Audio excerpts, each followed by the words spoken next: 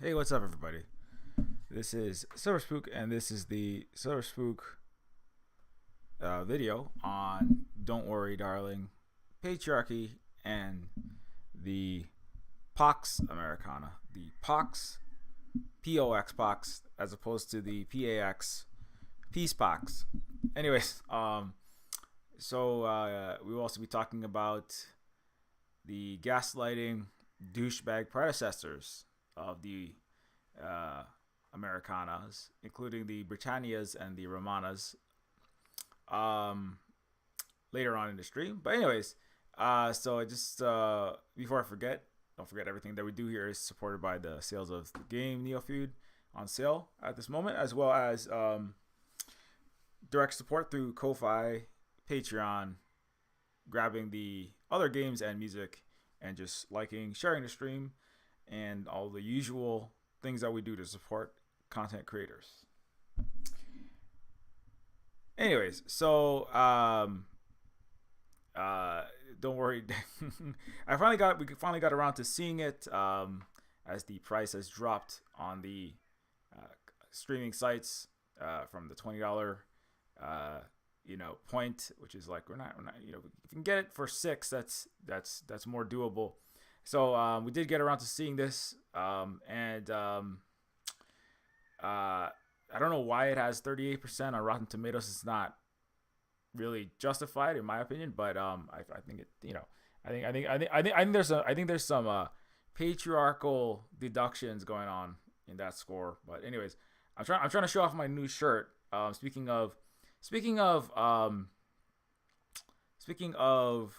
because Don't Worry, Darling focuses a lot on obviously marital, romantic relationships in very particular Jordan Peterson style, retro, not really retro. Let's call it American Western,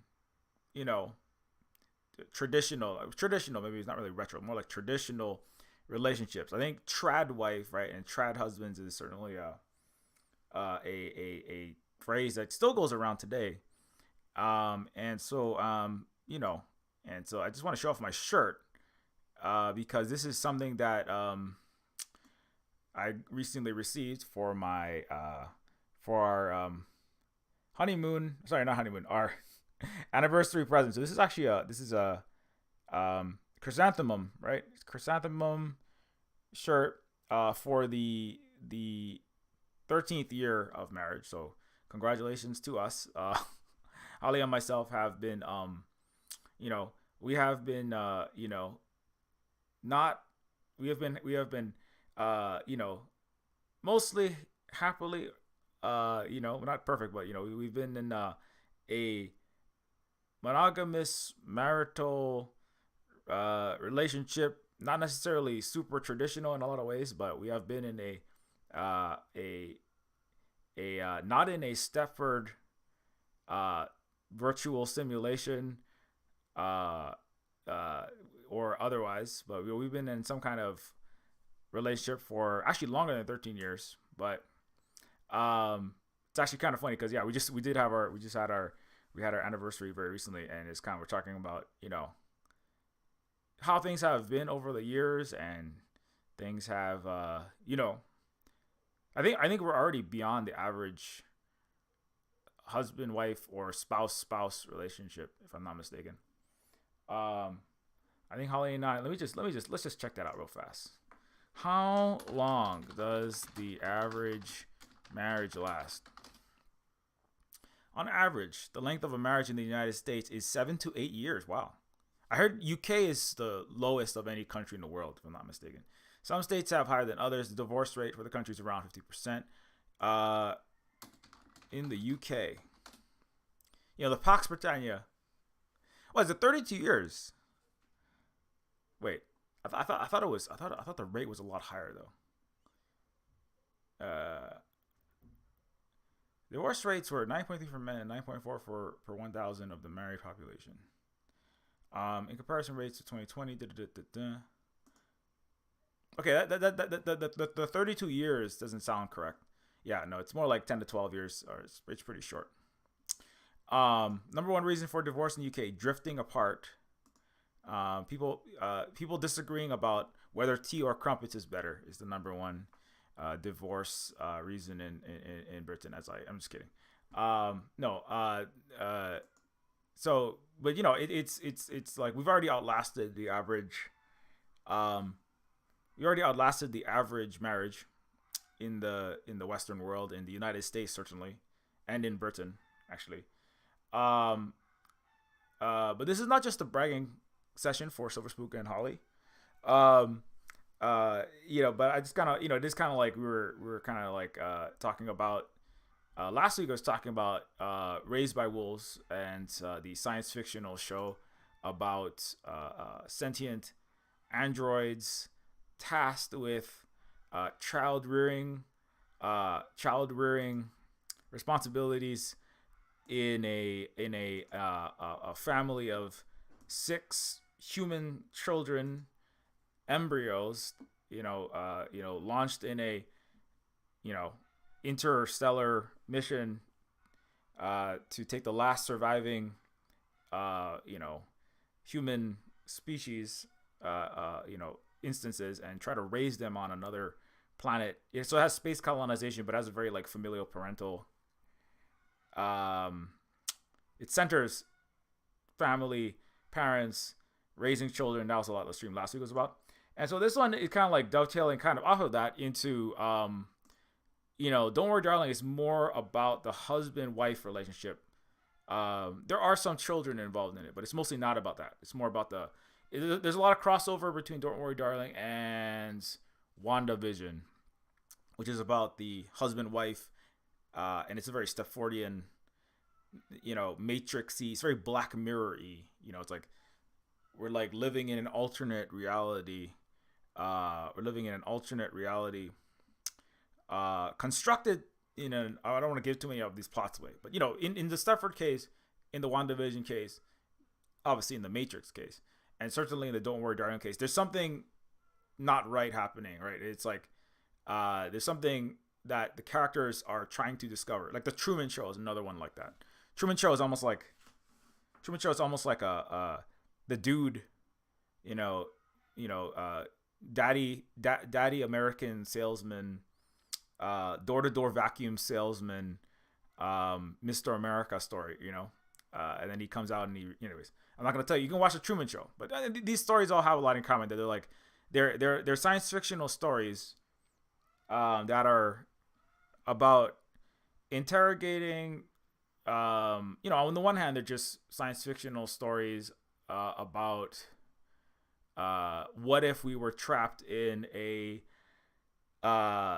small pocket reality, whether through a massive concrete dome that we don't know exists, with invisible walls, invisible barriers, in a small suburb, or in the Truman Show, a small town, right? Or in WandaVision, well, trapped within the mind control and the level 7 energy Marvel level of Wanda's reality warping spells. But it's all about like these pocket constructed realities that small amounts of people inhabit, right? And so it's kind of, on one hand, it's just kind of a sense of wonder, sense of mystery, sense of the feeling of being trapped inside of a constructed existence, a constructed culture, a constructed neighborhood, down to the ticky-tacky houses all in a row and all the boxes. And I remember, like, if Olivia Wilde, there's an interview with Olivia, and she was talking about they chose to film this. Let me just get that correct.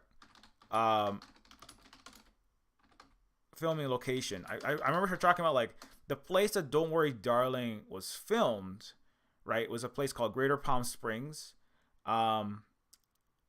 Is one of the largest concentrations of preserved mid-century modern architecture. It's also apparently this place, Palm Springs, is one of those places. It's an American suburbia museum. It's a mausoleum in a lot of ways, because America's is dying slash dead. But it's a place that is a surreal mixture of homely but luxurious desert suburbia that we see in Don't Worry Darling. Is not a set, but it's a real Palm Springs. I'm pretty, I feel like Resident Evil, the Netflix original series that came out recently, was also filmed here, but I could be mistaken. And I think they said it was South Africa, but I feel like it might be Palm Springs, but I could be off on that because it looks so similar. Anyways, there's a surreal mixture of homely but luxurious desert suburbia that we see in Don't Worry Darling. It's Palm Springs, with buildings and houses dotted among desert mountains and palm trees. The primary destination is well suited to the weirdness of the psychological thriller in its model Victory Town, built for an elite community, especially because the city has long been considered a playground for the wealthy and famous. Palm Springs is where Marilyn Monroe and John F. Kennedy are rumored to have first met, where the newlywed Presley's, Elvis, of course, and his wife stayed in 67, where stars flock every year during the nearby Coachella Festival. It sounds like a nightmare, or one of my nightmares. Anyway, there's a look at some of the specific filming locations in Don't Worry Darling. So, but what I remember reading, like Olivia Wilde said, like this is Palm Springs is one of the first American suburbs. It was like in the quote unquote American century, right? And and that's why I kind of bring up the POX Americana, but it's really the disease of Americanness, the planetary plague of Americanness. But we'll get back to that. So, but in the era of America, this was like one of the first places that established, right, this, every American is going to have a vehicle, a car. Because before that, vehicles were very much for the upper crust, the 400, the club of 400, the most powerful, wealthy, and the Gatsbys and their wealthy flapper wives, or flapper flapper cohorts. And so the people who in the 50s, the United States was rolling out this the Fordist area, the post World War II era. Much of the rest of the world was, like not doing so good, in fire, in piles of rubble. The Pax Britannia was over. Before the Pax España, and before that the Pax Romana. But the Pax Britannia was over, and now it was the Pax Americana, or the era of America. But so this is kind of like the establishing. This is kind of like it's kind of the original prototype, and they have like a little model town. It's kind of like in Beetlejuice, where they have this, model of the entire town that the people are looking at, designed specifically and exactly. And I'm sure, like, if you go to Palm Springs, you can see that, precisely modeled town. And when people are driving out, it looks like a Tim Burton, Edward Scissorhands. Like in the beginning of Edward Scissorhands, this kind of like scarily, frighteningly banal, frighteningly contrived suburbia. Let me see if I can get Edward Scissorhands suburbs, where the scene where all the cars, right? There's a scene in Edward Scissorhands where all the cars come out at exactly the same time, right? They all of like one green, pink, purple, blue, orange pastel color, simultaneously reverse out of their garages. Almost like in hyper ordered, just like disgustingly ordered lockstep, like McDonald's burgers falling out of a AI automated machine, like nuts and bolts and carburetors moving down a Ford assembly line. It was like human. It was like human. A human factory model. It was like McDonald's. It was like Mick. It was like Mick Community, like Community TM, and everybody reverses out and everybody drives away, and then all of the dads at one point simultaneously come out of the house with their identical lawnmowers, and like in perfectly synchronized fashion. It's like synchronized lawn mowing. It's like that water ballet in Don't Worry Darling, but with dudes with their lawnmowers. right? And it was you know, like like Burton, who is himself, very privileged dude from the richer, upper crust areas of the East Coast. He's grew up in that kind of community. He's been around a lot of that kind of culture, and that's what a lot of his shows are: is being the weird goth kid, well, specifically, of a particular color and of but kind of like the weirdest of the, upstate New York rich white people, basically. There's a whole nother reality outside of that, but within the world of that group, within middle to upper middle class white suburbia, his shows are about that, right? And so a lot of times that's what it is, right? It's really kind of commentary on that, but from a limited perspective. But we'll get to that later. So back to Don't Worry Darling. So Don't Worry Darling like has a lot of echoes of that. It has a lot of echoes of that. Beetlejuice and of just lost that show I was just talking about. Beetlejuice and all the other Tim Burton shows, especially Edward Scissorhands. It's kind of like he's the weird kid from the weird old castle that doesn't fit into the 50s suburbia. And so Don't Worry Darling is another show that's kind of like talking about this idealized reality, right, where you have perfect or people that are aspiring to some kind of ideal life where the men are quote unquote men, right? And this is where we get into Jordan B. Peterson territory, and the women are quote unquote the true self. Let me see if I can get the guy's speech. So let's get Chris Pine's speech. Don't Worry Darling, because it's actually if I get the exact words. Let's see if I can find his. No, I just want his Chris Pine lines, dialogue. Yeah, the best quotes, because I just grab some of the quotes and you get the kind of the gist of it. While the husband spent every day inside Victory Project headquarters working on development and progressive materials. What is that? Development of progressive material. What does that even mean? Their wives, including Frank's elegant partner Shelley, which is played by Gemma Chan, get to spend their time enjoying the beauty, luxury, and debauchery of their community. Life is perfect with every resident's needs met by the company. All they ask in return is discretion and unquestioning commitment to the Victory cause. When cracks in their idyllic life begin to appear, exposing flashes of something much more sinister lurking beneath the attractive facade, Alice can't help question exactly what they're doing in Victory and why.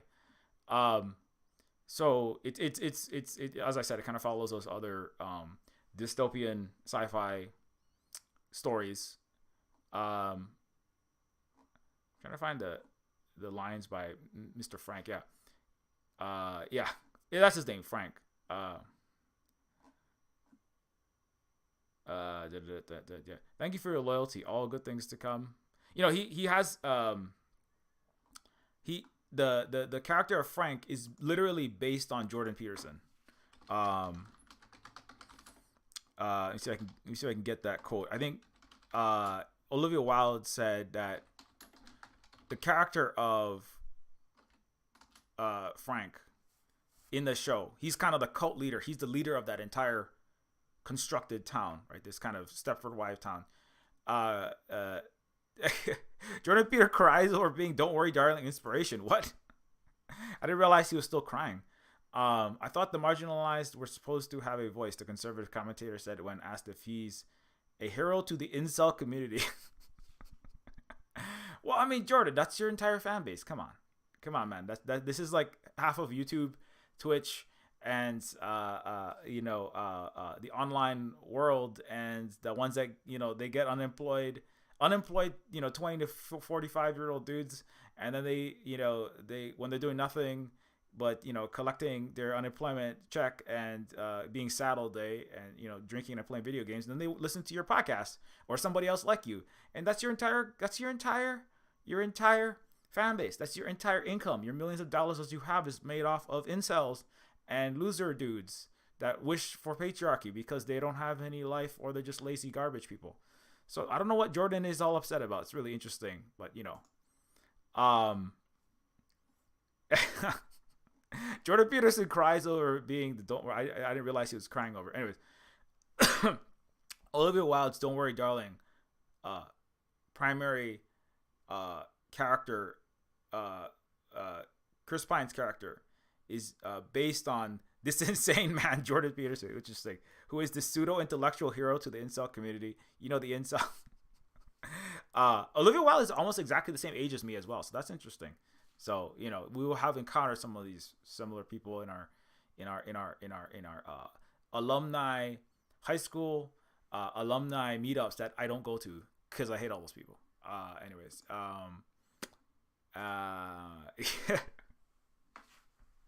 So don't worry, darling. They're all incels, shit, garbage. Crypto bros, tech bros, or they're some kind of trad wife to those people, or they're like drinking tons and tons of wine and coding for Lockheed Martin or something, and I don't know, voting Democrat and Republican. Most of these people, no, I don't, not all of them, but I went to a very bougie $20,000 a year private school, and I deeply regret that. I went to like a Stepford husband community manufacturing machine. It's called Ivy League feeder skills. It's terrible. So anyways, I'll get back to the main topic at hand. Also, what's up, Big Tio?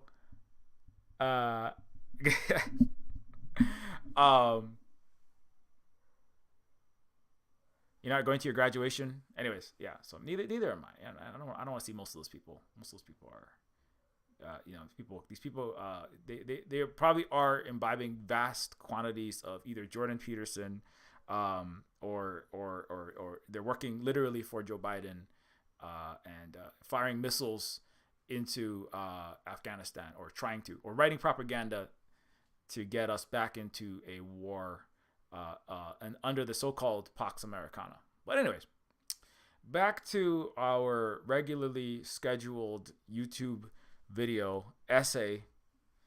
So anyways, I think it's a show that it's a movie that is like, yes, there's fair criticism that Don't Worry, Darling is like Stepford Wives. I'm just gonna turn on some music because sometimes it helps me to think a little bit more straight, or sometimes helps me to keep my train of thought. But there's some criticism that Don't Worry, Darling is like Stepford Wives. It's a rehash. It is a imitation. It's Stepford Wives light. It's not a quote unquote original. But to my mind, like Stepford Wives #1, the movie came out like multiple decades ago. Not many people from the 20 to 40-year-old generation, which is who this is a lot. Like Chris Pine is like my age as well. Like how old is Chris Pine, right? Chris Pine is, he's 42. Yes, he's like within 4 years of me, right? So his generation, right, the millennial generation, which are, by the way, millennials are grandparents now. Like I'm gonna be 40 very soon. I'm basically 40 right now, right? So, and the millennials many of them are parents. They're already grandparents. They were grandparents, right? If you had a kid when you're 18 and your kid had a kid when they were 18, right? Then you'd be 36. I mean, it's kind of early, but if you had your kid when you were 20, and then your kid had a kid when the kid was 19, then that's 39. So millennials are already grandparents. Stepford Wives came out over 2 decades ago. I don't think that's a very fair criticism, really, because each generation needs to have that accurate criticism, right? That accurate critique of mainstream American culture, right? That critique of, and particularly 50s traditional, quote unquote, American traditional culture, as part of the building and the construction of the quote unquote American century. Much of which was dominated by, right? It was a the Pox Britannia, but by POX, the planetary disease that was the British Empire and its colonies, slavery, plunder, and destruction of so many indigenous communities like mine, was built on text. It was built on literature, books, right, print. It was a print empire at the height of its informational control, which I would argue is primary to all Western barbarism and imperial power is its primacy is accumulated through primarily control of narrative storytelling. And so print was the height, the highest technology in storytelling, information, knowledge, history, etc. And so then the American century, right after the radio was coming online and became very popular earlier in the 20th century. But by the post-World War II era, in the 1950s, you had the first, right? Think of the 50s is where you had the first, mass popularized television shows, the Leave It to Beavers, right? In the beginning, there were only 4 television channels. Speaking of cyberpunk, just to dovetail this off into the William Gibson fan, subgroups that watch these Silver Spook streams, Gibson himself, talks about, the sky above the port was the color of television tuned to a dead channel. And he was thinking the color of television when he first had it, which was the silvery, like blindingly white, kind of blank bowl of sky that is similar to a Vancouver or a British overcast gray nothing, and that's what he was thinking of. But a lot of people read it. I saw the blizzard of snow of 1980s CRT cathode ray tube televisions with the flipping knobs. But anyways, long story short, but the television, right? And Gibson is also quoted as saying the difference between why I have been a successful novelist than any other, to the extent that I write well, I owe that to the fact that I've probably spent about as much time writing as the average man my age, as the average American man my age has spent watching television. So, by extension, right, the U.S., the post-World War II, post-POX, the post-disease of the British Empire, resulting in the West 3.6.4 BA strain of the Western plague. That's what I call it. It's like COVID. It's like COVID BA.1.4, but it's like the COVID B. It's like the Western BA.1.4 virus is British imperial capitalism, and the Americana, 1.9.49, post World War II era strain is the it's a television transmitted mind virus, predominantly, right? It's a television transmitted pox it is a electronic signal vectored. It is not coughed primarily into other American mouths, although they do spread a lot of plagues that way, and they kill a lot of Native Americans that way and Native Hawaiians by blankets and then coughing into Native mouths. They're disgusting, hygiene-free saliva and spittle. But also the cathode ray tubes, right, which blast Leave It to Beaver, right, which put out Donald Duck, right, and then by extension also the McDonald's arches that bring American culture, culture in very heavy scare quotes, because I don't really call it a culture. It's a culture in the way that a petri dish full of cholera is a culture. Bland, unflavored food and red dye 40, yellow 5 cancer juice, hyper salt, diabetes, heart attack specials. That's what America spread to the world. And the British as well. They don't know how to cook either. So I shouldn't let the America's predecessor off the hook. But you see what I'm saying is that, like, the television established, and I want to open up a little. I'm gonna dovetail this off really quick, even though I know I've done a lot of dovetailing, and I'm 25 deep into Silver Spook tab world already. But I want to bring up from our good friends at the Central the Central Idiot Agency. I'm sorry, I think I might have missaid that central word, but the Central Idiot Agency has this book called The Grand Chessboard: American Primacy and Its Geostrategic Imperatives. Just to give a air of authenticity for those people who don't trust when a brown guy with a YouTube channel and no PhDs on a placards in glass cases with gold trim behind my head say things, right? Because then you trust people when you have dudes with suits say things like Jordan Peterson, right? White dudes with suits.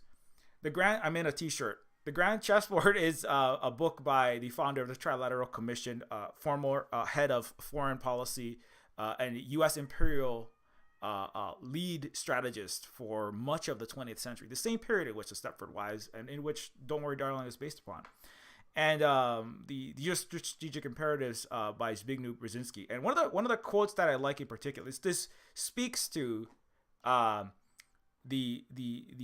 strategy for containing, controlling, and maintaining dominance of the entire planet under the so-called again POX Americana, under the American hegemony of the earth after the fall of much of the former colonial imperial European powers, the British, the French, the Spanish, all on fire, destroyed with Nazi planes and bombings.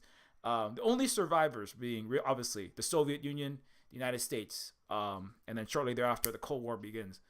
And so this is a part. Ayn Rand is another person that came from. Brzezinski is a Polish American, so he's coming from what would be considered the East already for much of Western Europe, external to the European Union for many of them.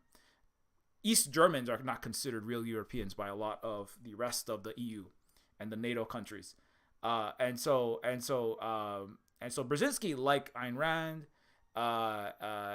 he follows in this line of hyper-American, pro-American empire strategist. How do we maintain control and power, right?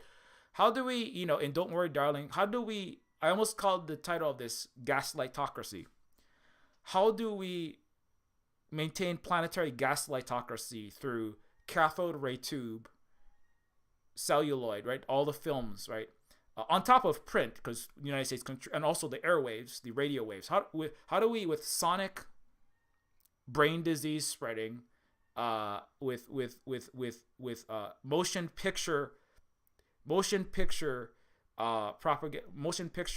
planetary narrative containment, which is what the Central Intelligence Agency was designed for, is to maintain the narratives. It's really like the priestly class of the Holy Roman Empire under Catholicism, the Holy British Empire and its Anglicism, the priestly castes that are very important and central to maintaining as primary disseminators of the narratives and stories and the cultures, whether them being divine mandate, whether them being the prosperity doctrine under U.S. Anglo Protestant imperialism.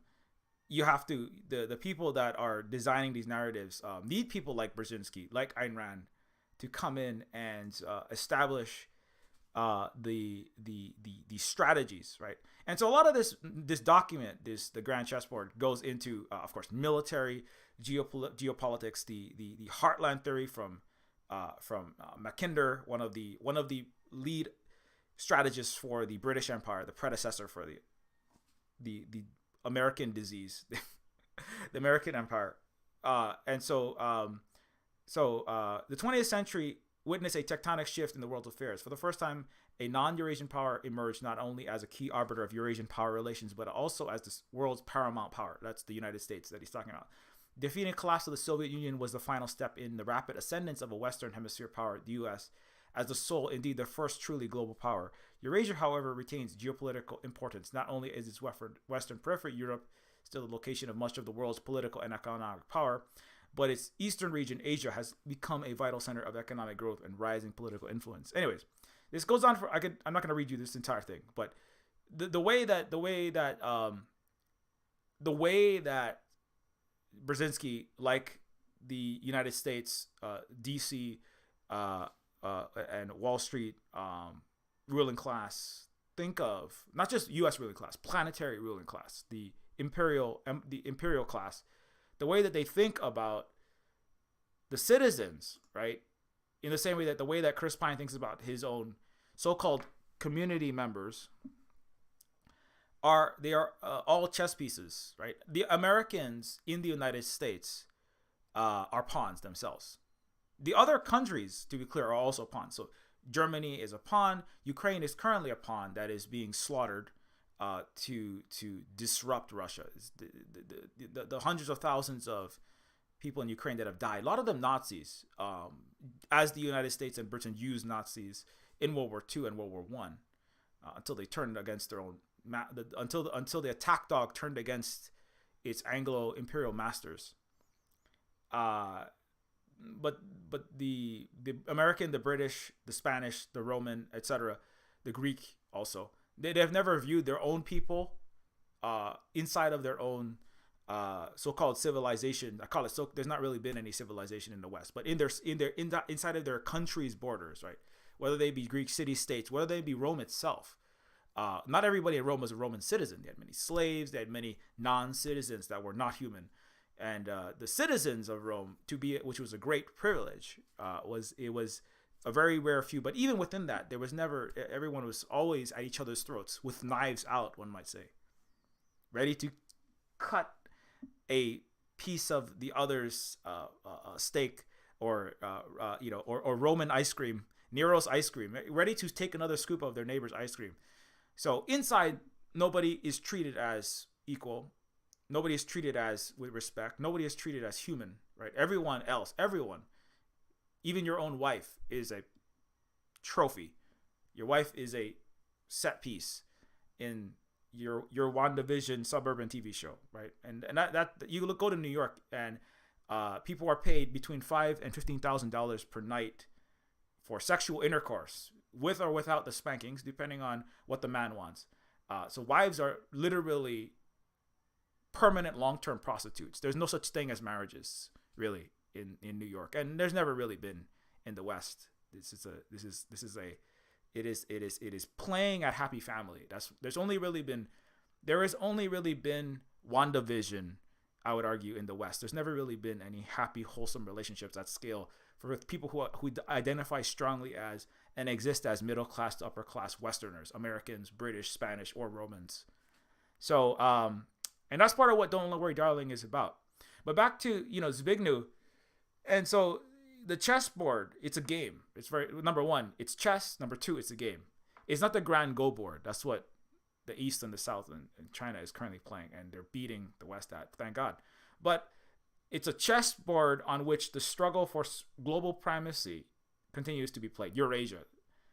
That struggle involves geostrategy, strategic management of geopolitical interests. It is noteworthy that as recently as 1942, aspirants to global power, Adolf Hitler and Joseph Stalin. That's horseshoe theory coming out of the Andy Ngo of Poland, the hyper American Easterner trying to show how American he is by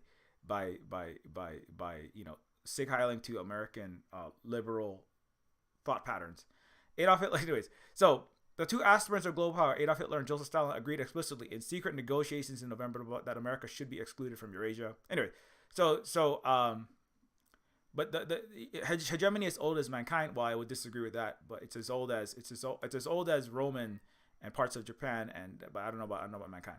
America's current global supremacy is distinctive in its rapidity and its emergency, its global scope, its manner of exercise. In the course of a single century, America transformed itself, has also been transformed by international dynamics, from a country relatively isolated in the Western Hemisphere into a power of unprecedented worldwide reach and grasp. Anyways, I'm not going to go. There's a lot more to this, and I read some of this on Wednesday as well. But what I wanted to cite was there's this particular part of it of this document. This is the document that informs Nancy Pelosi, the Project for New American Century, the Center for New American Security, most of Joseph Biden's cabinet, but not just his cabinet, the entire U.S.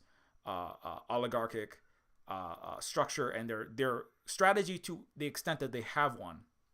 Now, it's a very muddled Star Destroyer and Stormtrooper orders coming from the U.S. Empire nowadays. It's not very clear what their strategy. Even Kissinger is out one of the Brzezinski like characters. Kissinger is out there criticizing U.S. Bumbling in Europe vis-a-vis Russia right now. But you say vis-a-vis, people think that you know what you're talking about. So I gotta say that more often. Like vis-a-vis Calvin Klein, vis-a-vis Twitter, vis-a-vis Elon, Twitter, ergo something. Just say lots of Latin words, and people think that you're smart because the West has never escaped Latin disinformation or Roman disinformation. But anyways, so let me find trying to find my little quote. I saved this quote. I seem to have lost it. Let me see. I'm trying to save this one quote about it. Here, let me double check this. Here we go. It was Brzezinski talks specifically in this document about the importance of cultural hegemony, right? It's about the final outcomes of significantly influenced cultural considered American-led coalition accepted as positive many attributes of America's political and social culture. America's two most important allies. Wait, okay, that's not what it is. I'm trying to find the culture one. And he talks about Rome specifically in this circumstance. Earlier empires partook of these attributes. Rome comes first to mind. Rome's empire established two and a half centuries through sustained territory and expansion northward and both westward and southeastward, as well as through the assertion of effective maritime control over the entire shoreline of the Mediterranean. Rome was a centralized polity and a single self-sufficient economy. Its imperial power was exercised deliberately and purposely through systems of political and economic organization, strategically designed systems of roads and naval routes, originating from a capital city, which permitted rapid redeployment and concentration in event of major security threats. This is the important part right here that is directly related to Don't Worry, Darling. Rome's imperial power was also derived from an important psychological reality. Civis Romana sum, I am a Roman citizen, was the highest possible self-definition, a source of pride and aspiration for many, eventually granted even to those not of Roman birth. The exalted status of the Roman citizen was an expression of cultural superiority that justified the imperial power's sense of mission. It not only legitimated Rome's rule, but it also inclined those subject to it to desire assimilation and inclusion in the imperial structure. Cultural superiority, taken for granted by the rulers and conceded by the subjugated, reinforce imperial power. The supreme, largely uncontested imperial power lasted 300 years, with the exception of the challenge. Anyways, so that's the important part. And he talks about the American. So I can find a popular. Yeah. And this is another little part that kind of comes to America, right? So because of these domestic factors, American global system emphasizes this technique of co-optation, as in the case of defeated rivals, Germany, Japan, lately even Russia. And it likewise relies heavily on indirect exercise of influence on dependent foreign elites, drawing benefit from the appeal of the democratic, I want to put democratic in quotes for Mr. Brzezinski, democratic principles and institutions. All of the foregoing are reinforced by massive intangible impact of the American domination of global communication. Well, that's not quotes. American domination of global communications, popular entertainment, and mass culture, by the potentially very tangible clout of America's technological edge and global military reach. Cultural domination has been an underappreciated facet of American global power. Now, obviously, if you follow Silver Spook streams, I don't underappreciate America's cultural and entertainment hegemony. Like, that's basically all I stream about nowadays, or that's the center of piece of what I stream about for a variety of reasons. Talking about, how each of these, whether that's Foundation, whether that's Cyberpunk, whether that's Peripheral, whether that's Wednesday, whether that's, or the counter hegemonic forces of coming to America, right? But everything is how are each of these shows? How is the Marvel Cinematic Universe a continuation of psychological imperial soft power, right?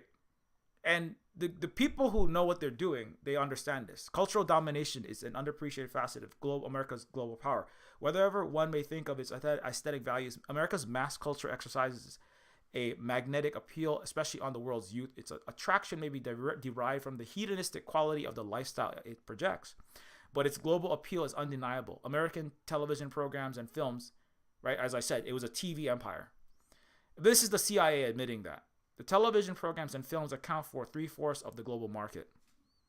The vast majority of this, and this is written in 1997, by the way. So this has altered in the last 20 years with the East, the Eastern Asian countries, and the global former colonial world, right? That were hit by the Romans, the British, the Spanish, the American, etc. Are coming out from under that. So this is dwindled. American power and American soft power have also dwindled, but they're not gone, certainly. Well, one thinks of American television programs and films account for 3/4 of the global market in 1997. American popular music is equally dominant, while the American fads, eating habits, even clothing are increasingly imitated worldwide. The language of the internet is English. I released a video recently on OpenAI and ChatGPT, how it is hyper Western, and it is deeply U.S. hegemony centric because, and for multiple reasons.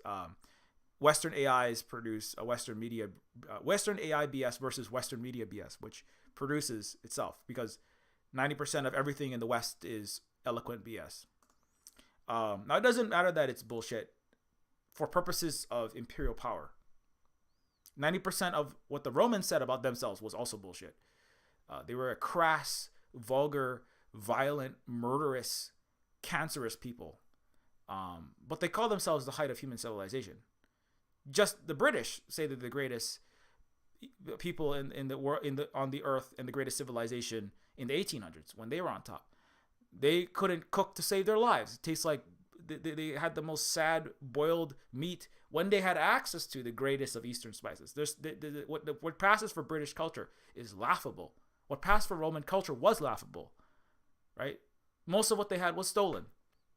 The Chinese had more literature by admittance of Victor Hugo in one single building. Art, literature, sculptures, the most finest cathedrals, the Sistine Chapel put together could not equal what was in one building in China, the Summer Palace.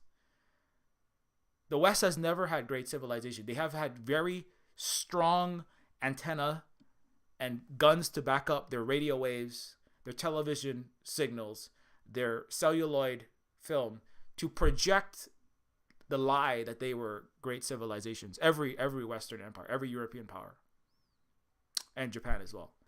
But it's all been a lie the entire time. Just as Don't Worry Darling's suburb has always been a lie. Just as Jordan Peterson is a liar, a professional serial liar, because that's the only thing that the West has ever produced. And that's what the Central Intelligence Agency does. I cite another suit and tie, skull and bones wearing man. We lied, we cheated, we stole. We had entire training programs. This another former CIA director. So this is the only thing that the West has ever done. This is the only thing Europe has ever done. Also, is lie, cheat, and steal other people's things, sell them off as their own, claim to be the height of culture, a height of the world. You know this. Have you ever had a McDonald's burger? And they say the countries there was a saying in DC, and then in the so-called ice states of New York, that everywhere there is a McDonald's arches, there is peace. Every country that has a McDonald's in it has not been. That's number one. That's a lie. So that's the CIA. That's the West doing its job, lying. There's countries that there's McDonald's in Ukraine. They're all dead. But the concept does stand, which is that countries that have great American culture, like quadruple bacon burgers, right? The great American civilization of McDonald's, right? It's funny because as the British fell from power, all of a sudden they start laughing at the Americans. The British were always laughable themselves, but The British, that was what Brave New World. Brave New World was about British barbarians, planetary murderers, criticizing the Americans because David Bowie's music, also a lot of it is Britain looking at America and just being jealous and saying, look, at the postmodernism was really a bunch of so-called aesthetes who had all of what they claimed to have created was stolen from other people, right? Including the rock and roll that David Bowie was playing, by the way. And then attacking America because America was taking over for Britain, especially post-Suez Canal. And, Aldous Huxley was a jealous Brit, pissed off that the United States was going to be the new crass, tasteless, banal, unseasoned, unwashed, plague-spreading planetary murderer and plunderer. That's what Aldous Huxley was really saying with Brave New World. I'm mad that America is taking over from me as the planetary cultural dominator, and America's mass cultural exercises, its magnetic appeal is not really about it being better in terms of cooking, creating art. The greatest novels are all Russian anyway. I mean, but there's actually much better literature in China, but nobody cares to investigate that because of racism. There's much better philosophy in Turtle Island, indigenous peoples, but nobody cares to investigate that. They just rip it off, like Karl Marx, Engels, Kropotkin, and all the solar punks, who are white Europeans stealing and LARPing indigenous culture like mine. So that's theft. That's not culture. That's theft. So like Big Eyes, like the black women who did the actual art, the science, technology, engineering, and mathematics, and the post-Newtonian calculus to put a white man on the moon. That's called theft. I don't know if you know what that is. It's called taking credit for other people's work. It's called all of the stable diffusion AI generating art that some white guy writes his name on. Right? Having nothing but his daddy's trust fund and no sense of ethics. Right? That's not called being a great artist if you're an AI artist, right? If you write your stories using a underpaid woman or a black person's office labor to do your grant writing, which is what everybody did when I was working in the nonprofit and university academic sectors, and then you sell this great project you're doing off as your own, that's called theft. But that's the European way. That's the patriarchal Western way. That's not creating anything. Taking credit for that is not creating anything. But that's what the empires of the West have always done. Is take credit for other people's stuff. And I have entire tens of hours of stream on that alone. And then lie about it, cheat, kill people, steal. And so, so anyways, but back to this. American television programs and films account for about 3/4 of the global market. American popular music is equally dominant, while American fads, eating habits, even clothing are increasingly imitated worldwide. So the gap, that's the great American civilization, right? It's taking non-white people's actual inventions, jazz and rock and roll and new clothing styles, and then spreading them around the planet, right? And calling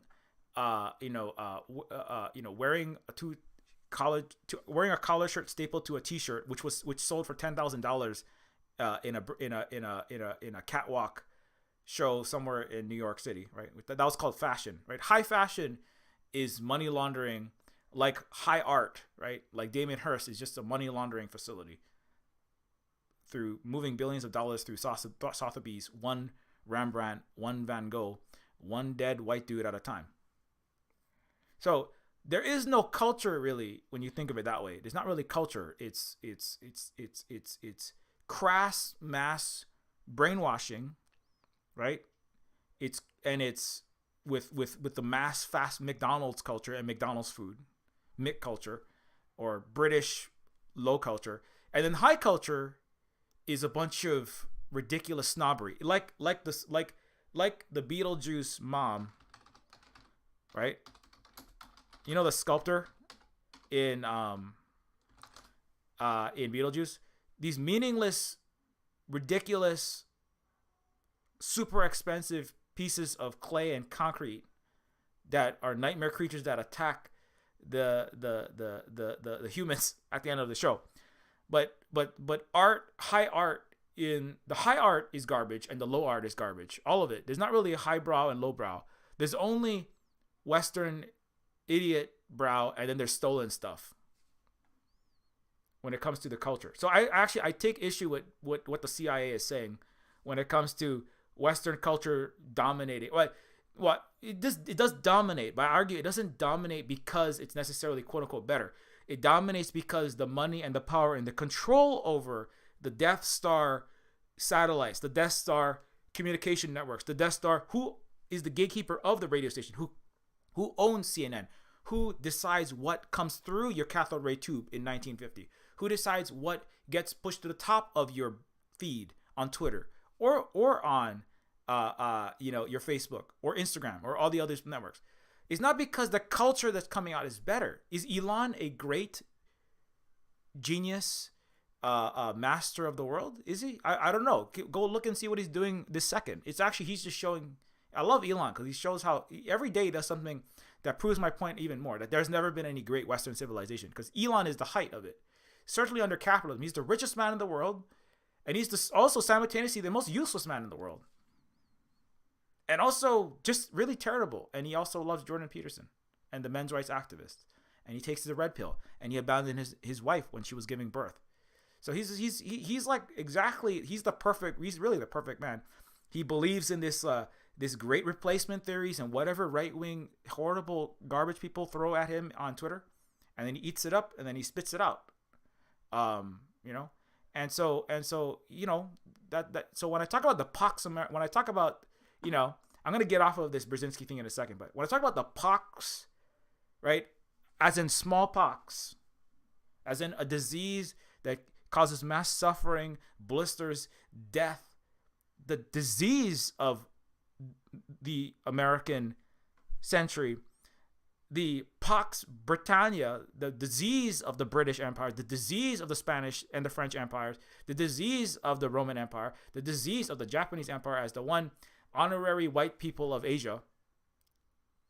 The disease is it's always been that. It's never been a peace. Ask the people of Africa, Afghanistan, under Syria, Iraq, how peaceful it's been. It's only peaceful inside Rome during the Pax Romana, but it's very violent, and it is full of slavery and suffering for the peoples of Africa, Asia, and even the peoples that were formerly indigenous to Britain and Gaul, now called France. Right? They have Romance languages because they were Romanized in France, Spain, and Britain. And then they spent the rest of the time killing, lying, cheating, and stealing, just like Mike Pompeo said, after the Roman Empire conquered them and put Piccadilly circuses in their stead, and taught them how to be mass disinformation, mass lying, mass plundering shitheads like the Anglo-Saxons and the Franks, right? And so and also super patriarchal. There's actually much more equality between the genders. If you look at places like Mondragon, which is a worker-owned cooperative, a non-capitalist, large, huge worker-owned cooperative in the Basque region of Spain. The Basque region is a mountainous region that the Roman legions, with carrying their aquila and carrying their their Roman languages, cultures, and the roads. This is the thing they always say. Well, the Romans built roads and aqueducts. This is like America going, well, America built Hawaii some roads. When Rome, and this is a very important point, when a Roman, an American, a British, or a French built a road, it's the end of the world for you, because that is the vehicle with which they're gonna move American tanks, American F-22s, and they're gonna bomb and poison your water supply, which is what the U.S. is doing to us. When Rome builds a road into Britain, that's the end of all the indigenous people that were in Britain. Now they're all gonna suffer and die and be executed for not speaking Roman. So the Roman school is even worse, like the British and American school, because the British and American and Roman school is where they teach you lies, like America was the greatest country in the world, or Rome was the greatest country in the world. And that's the school is before the radio wave, before the television cathode ray tube, before the celluloid cinematic imperial propaganda machine with billionaire philanthropist, arms dealer, playboy, and Captain Star Spangled Underpants coming out of it, the best-selling movie of all time, Avengers Infinity War, pro-U.S. empire propaganda, celebrating the U.S. military and capitalism. Where, before all of that stuff is the school where you are brain poisoned and brain damaged and taught that your imperial destroyer is your greatest savior. It's where you're given Stockholm Syndrome. It is where you are gaslit so much like a Stepford wife or a real world Stepford wife, a 50s woman being drugged up and gaslit by her husband. But it's where, so the Western male to trad wife relationship is very similar to the Western empire to colony relationship, which is like, I'm just doing this to help you. There's that scene where Harry Styles is like, I just love you so much, baby. That's why I took your entire life and I lobotomized you and I put you inside of this matrix prison and made you live the same day every day forever, being my perfect little wife, making me toast and coffee and orange juice and cooking me steak. Is because I love you so much, right? America loves you so much, Hawaii. That's why we took your most advanced country in the world with universal healthcare, world's highest literacy rate, mass universal transit and mass universal healthcare and electricity before the White House. We love you so much, Hawaii. That's why we crushed you, subjugated you, ghettoized all your people, turned you all into starvation, plantation wage workers, pumping out pineapples, and now being sexually harassed and abused for $7 an hour in Waikiki because we love you so much. We love you so much, Hawaii. That's why America is the husband and Hawaii is the wife. We love you so much. That's why we beat you up, torture you, fuck you up. But it's for your own good because now you're American and that's better than being Hawaiian. So the patriarchy mirrors the colonialism, right? And America was a disease that spread to Hawaii. And we've been dying, just like the smallpox that they brought in Western ships full of diseased individuals, which were known to the captains, but they brought it in to kill Hawaiians. The same way they brought smallpox blankets to wipe out Native Americans. And the eye of providence of the Christian gods of Europe smiled upon this, and the head of the Holy Roman Empire, the Catholic Church, also, wrote entire doctrines, such as the doctrine of discovery. And so, but anyways, let's move on. But let's finish Mr. Zbigniew Brzezinski's grand chessboard. American television programs and films account for about 3/4 of the global market. American popular music is equally dominant. American fads, eating habits, clothing increasingly imitated worldwide. The language of the internet is English and overwhelming, which is why ChatGPT is full of imperial propaganda. And I have an entire video just about that. Watch my video on ChatGPT, where I have an entire conversation I recorded where ChatGPT argues with me that America, literally just factually incorrect, but based on New York Times and Reuters articles, is like giving me complete lies. And then I say, why are you defending America? And ChatGPT breaks. It literally shut down because it realized that's what it was doing. I don't think it became self-aware at 7:45 a.m. November 28th when Silver Spook was talking to it. I don't think ChatGPT is Skynet, but it is a Western bullshit perspective because that's what it has been fed. Not unlike, as I pointed out, the problems of artificial intelligence in AI art, such as Stable Diffusion, has garbage Western input and so has garbage Western output. So, anyways, but back to this. The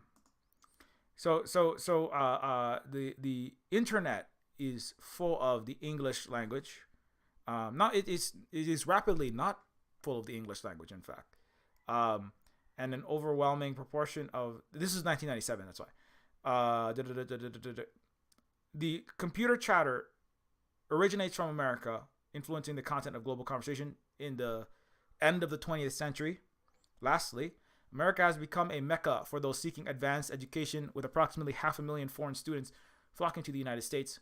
Many of the ablest never returning home. Graduates of American universities are to be found in almost every cabinet on every continent. Now, you know why the United States is investigating at least one Chinese college student every single day, accusing Chinese academics as being spies and subterfuge,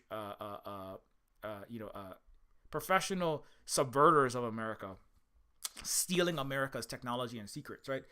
Is because the United States and its people who this is written by somebody who literally manages the United States' planetary interests. They know that the United States, being viewed at least, right, and also absorbing planetary advanced, mathematics and science and engineering talent, is one of the pillars of its empire. So they need to have all of these Asian, African, and South American and world students coming into the United States, ideally staying there and working for the large American corporations and its government and its military industrial complex, right? And so as the I'm not saying that the Chinese are spies now and they're just it is an insecurity that America feels today in 2022. It's interesting reading this document written 25 years ago from 2022.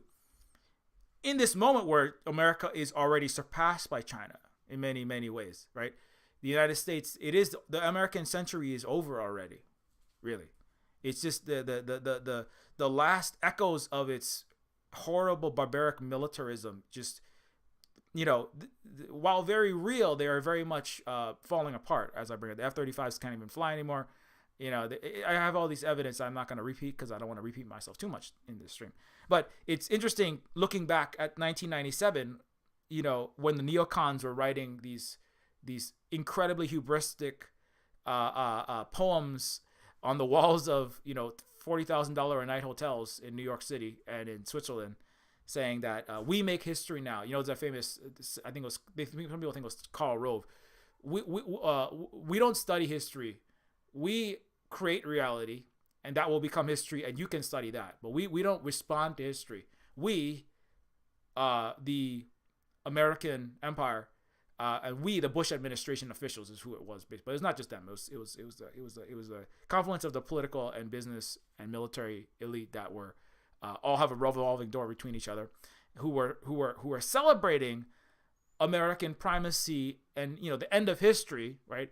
The end of history is part of that, because Francis Fukuyama, a Japanese vassal client of the United States, Japan itself, celebrating Fukuyama is a lot like Brzezinski in that they are European and Japanese satellites. They are European and Japanese client vassals. The Romans also called their subservient countries that do their bidding the clients. That's a word that came from Rome. So the Japanese clientele of Fukuyama writes about the end of history, and the Brzezinski writes about the American primacy. And together, and Andy Ngo, like a Vietnamese, defector, they wipe out all whatever left, or try to get rid of all of the anti-fascists. They do the bidding, right? The satellites do the bidding. Like Korea is all gonna die for a proxy war on China. That's what the U.S. wants them to do. Korea and Taiwan, they want them all to die like all of the Ukrainians for a proxy war on Russia, China. But there's a deep triumphalism in this entire document, and I recommend anybody go back and read it and think about it. In the context of this moment and in the context of history, as I said, reading this, if everybody read this instead of the American textbooks, it might actually help you to understand America. Now, even better, read Native Hawaiians, read Black, Indigenous, and people of color. Read the actual people who have suffered under the colonies that are not mass lied and diseducated to, like the average white American. Ask the people who actually have experience with the true face of the United States, which you believe you know about, or whatever European country. Because that's where you can learn, but failing that, look at the internal discussions of the rulers. Look inside of Caesar's palace to find out what is the truth. You don't look inside of the Roman discussions about themselves. You don't look into the British textbooks. Look inside of Windsor Palace discussions. Look at the minutes of the closed doors meetings at Downing Street. Look at the G7. That's what I do. I try my best to. You can't get them, but sometimes this is public information, by the way. You can just go to this website. It's public. But that suggests the quality. Edward Snowden recently tweeted that video of the CIA agent admitting, right, that the entire Vietnam War and most American wars were all wars that the entire United States population was lied into. And the CIA agent is just out there openly admitting it. But most Americans ignore that, say, no, there's no way, right? It's false.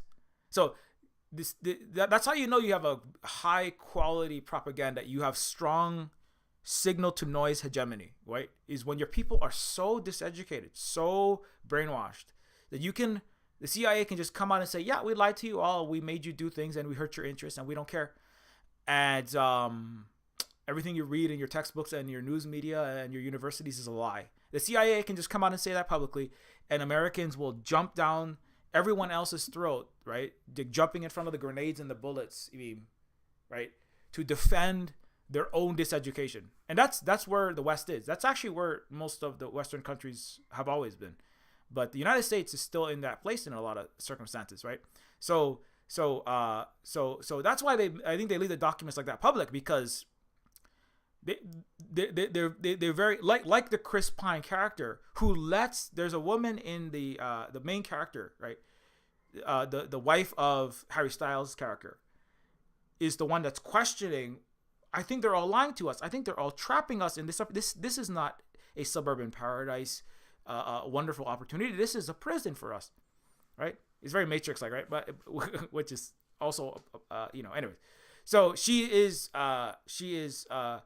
questions Harry in the middle of a dinner conversation. She questions the Chris Pine, leader of this suburban Stepford, Truman Show like dystopian pocket world, right? Suburb, and he says, "Go ahead. I want you to try, because you are a challenge to me. You're fascinating, and I have to be tested by your attempts to disrupt my community." And he actually encourages her, yeah, go ahead and try. See if you can convince the fellow members of my suburban Jordan Peterson patriarchal paradise to leave, right? Just see if you can. It's a very important scene. I like that scene a lot. That was actually an improvement on Separate Wives. Is one of the scenes. Because it shows like his hubristic self in the same way that the U.S. is so laughably bad at propaganda nowadays, right? They don't even bother. They just have any statistics. Like they just make up statistics. Like 300 incubators were thrown out of ICU somewhere in somewhere in the Middle East, and all of a sudden America is going into the Gulf War, right? This is yellow cake, and somebody with a suit, right? Like Colin Powell. So he's not even full white, and half America don't trust black guys, but he's half white and he talks like an Oxford or a Harvard made man. So that's good enough for white people. Look at this. This is yellow cake, and everybody's in war in Iraq, right? Hey, there's Syrian chemical weapons. Oh my God, we gotta save them. Oh, there's 500 children are being blown up by forced labored by Russians. Okay, let's all kill everyone in Ukraine. And I spend $52 billion, and so the CIA is really bad propaganda, right? 15,000 Iran protesters are being executed. Oh my God, we have to overthrow the regime. It's laughably bad. It's laughable. Oh my God, there's 55 billion Uyghurs are being forced labored. I'm also just waiting for something like that, because Adrian Zenz had said stuff like that. He'd be like, he basically said 6 IUDs are being inserted into every woman every day in Xinjiang, and it's like statistically for the number of women compared to the number of insertions, it was like literally like every woman is having multiple IUDs inserted per day. Number one, you don't know anything about this. You see what it is? The CIA and the rulers of the Western imperial rulers assume you don't even know what an IUD is. You don't even know how it functions, the average American.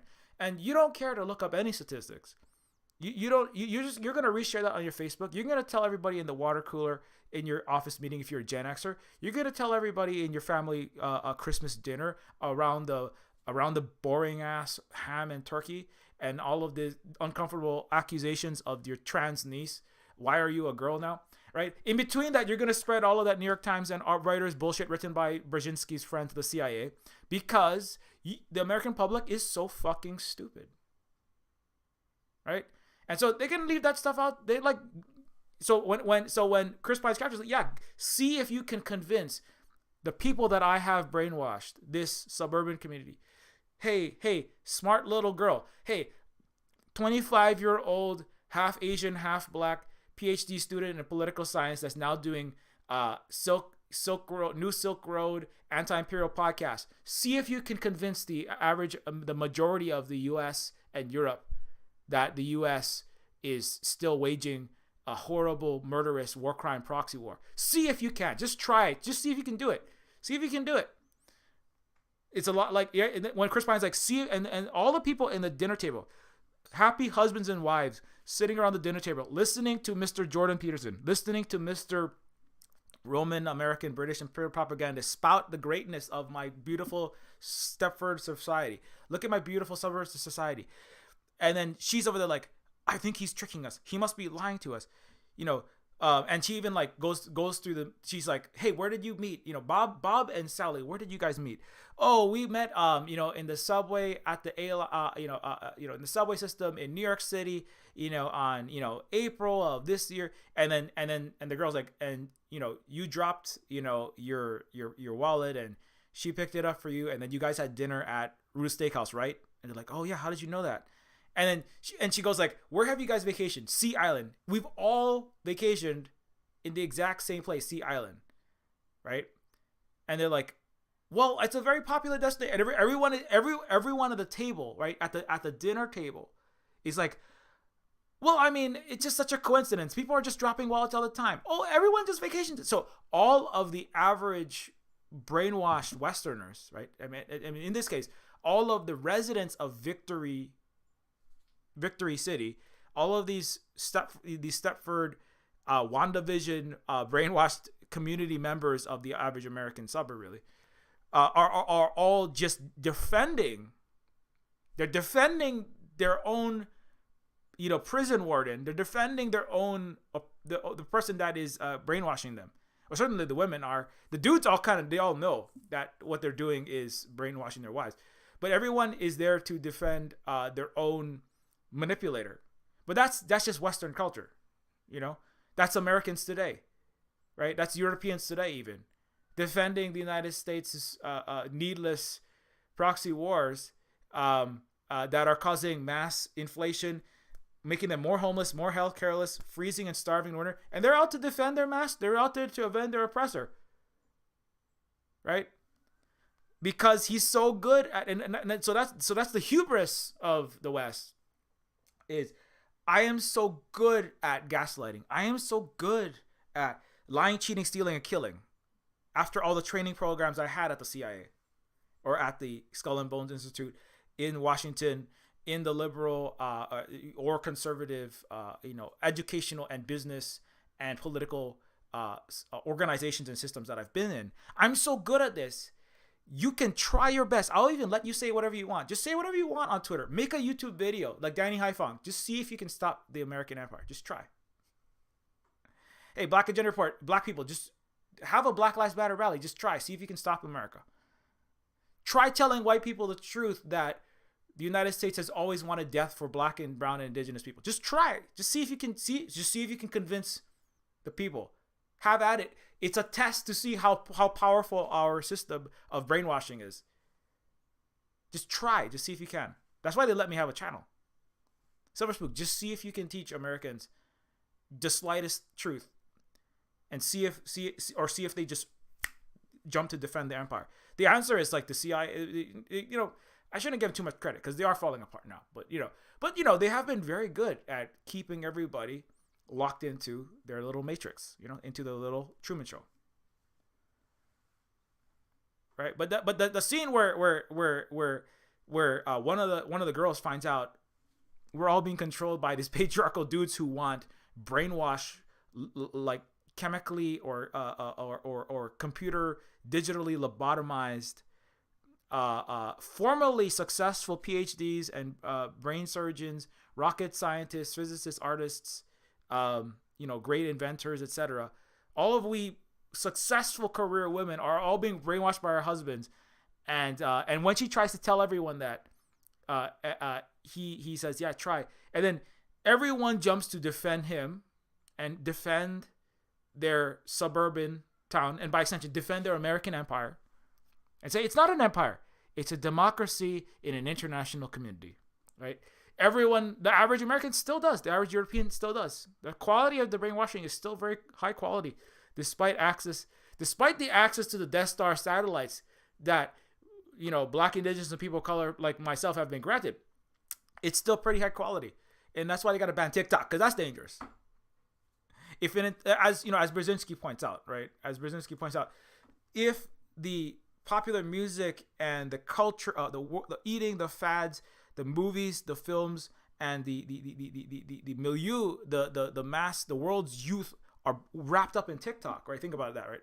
America's mass culture exercises magnetic appeal, especially on the world's youth. Well, if China's social media like TikTok, which young people are using, dancing and celebrating and doing a lot of their hangouts and all their fun and their fads are all coming out of Chinese technology, that's dangerous. So that is dangerous, right? But inside of America, well, yeah, you think you can convince the average 40, 50 year old, some of the 30-year-olds, you think you can convince them that we have to end the U.S. empire? Go ahead, just give it a try. You think that you can convince them that racism is a problem? Yeah, at best they're gonna take a knee and wear a kente cloth and go to a white fragility conference one time, and then that'll be it. And that's 2022. Most white people have forgotten that Black Lives Matter happened, or they're actively saying hire more police so we can stop these crazy murderous black people from making a black ethno state. Right? The Western left is all Vosh followers who are just salivating at the next woman or black or non-white person to get mad at and accused of being a genocide doer. So that's like Harry Styles going, yeah, you think you can change? You think you can change my empire? You think you can change my suburb? You think you can stop the patriarchy? You think you can end the racism? You think you can deal with this? You just try. Just give it a shot. And then she tries. And she fails. She says, don't you find all of this data fishy? It's kind of like, don't you find 500,000 protesters were just killed in Ukraine? Doesn't that sound fishy? Don't you know 77 trillion Uyghurs are forced to pick cotton? Doesn't that sound fishy? Who is the guy who is even putting this out? Adrian Zenz, this guy is like a far-right guy who says that Jewish people should be melted down in hellfire. This guy is a freaking Nazi. But everyone in the West, even people with PhDs, they jump. New York Times, writers, American professors are jumping to defend the United States. People with PhDs jumping to defend the United States. Look at this Democracy Now! Article. That's the left, right? No, it's not. That's the fucking best some of the best CIA propaganda. Because it takes all the Amy, it takes all of the slightly progressive like descendants of freaking people who went to MLK marches, and now they're all, people who said they voted for Obama. It takes all those people who have progressive leanings, and they go, yeah, we had a black president, but they're not quite out of the matrix yet. And it takes them and it pushes them back into, let's fight more wars. So it's like, there's an answer for every possible critique of the Western imperial system from inside of it, right? Which is that like, well, I mean, yeah, he might be a Nazi and he's literally fucking being paid by the, NED and, but when you say you start using acronyms, right? You start using things that don't come out of the New York Times, the Washington Post, Fox News, MSNBC, the center, right, or left of the American mainstream. And then you've already lost. Once you point to like actual true information outside of the accepted overrated window, as Chomsky once pointed out, even Chomsky is like at the very edge of that, and he's just barely acceptable enough. Once you point beyond that, right, and you go, let's look at fucking Black Agenda Report. Let's look at like Danny Haifong. It's like, well, I mean, that's like I don't know what that is. That's like genocide, communist land. That's communist, and communism is like evil, and I don't know anything, but I'm just going to use big fancy words like authoritarianism and totalitarianism are not a way to govern a country, because I don't know what I'm fucking talking about. Inside the American mind, they're trying to figure out ways to defend their own oppressor, right? And so that scene where she's like trying to get everyone on her side, saying like, "Hey, you guys, don't you know, like, we don't like a woman in the Don't Worry Darling like a community kills herself. She like slits her she slits her own throat and basically tries to kill herself, and everyone is like, oh, I just heard that she had a little gardening accident." And then the protagonist girl is like, no, she tried to kill herself, and I feel terrible because she was my friend and I didn't help her when she needed help, and right. And but everyone jumps to defend. All the population jumps to defend their happy little suburban Leave It to Beaver town and their leader. And he's just like smiling the whole time. He even like openly tells her like, yeah, I'm lying to everyone. I'm gaslighting everyone. You're in a prison. You're in a prison. You are a lobotomized, successful brain surgeon woman, and your husband is a sad loser who didn't have a job, and he didn't want to cook dinner because it emasculated him, and he paid me money to put you in this prison, and that's where you are, and now you see if you, and I am lying to everyone. See if you can convince them. Just try your best. Just try and convince them. He even tells her that in the middle, and so she tries, and everyone jumps to defend their oppressor. So that's the perfect metaphor for where the U.S. and the West is today. U.S., Canada, New Zealand, all the ones I'm always pointing out. That's where they all are. They're jumping to defend the U.S. They're all like, go Zelensky, wear that T-shirt and ask for more weapons to give to your Nazis. Hey, look, everybody, these people have freaking swastikas. Do you not see the freaking swastikas on the tanks that you have given to Ukraine? What? I don't see anything. What? It's like, what? She slit her throat? Yeah, there's blood all over the grass. That's not blood. That's just ketchup from the souffle that exploded. Why was there a souffle being made on? Why was there ketchup's not in souffles? Why was there a souffle on the grass? I don't know. That's it. Why are you asking questions? That's like, why are we questioning? Look, we have such a great opportunity here. We have America's it's like the way that the people are in the show is the way that Americans are. It's the way that the Westerners are. They have the 25 different justifications for their own demise, really, but their own defending their empire. It would make a little more sense when boomers were saying, don't talk about communism because totalitarianism. And didn't you read your Orwell? Orwell was a fucking also paid by this, he's somebody who was working with the CIA and working with the capitalist elite to maintain anti-communist planetary hegemony. So, or try to. Don't you read your Orwell? But the boomers at least had a real, well, not real, but they white men had a pretty good life with their wives cooking and cleaning and them doing nothing but raping secretaries and talking about the ball game in the office that they didn't do work in.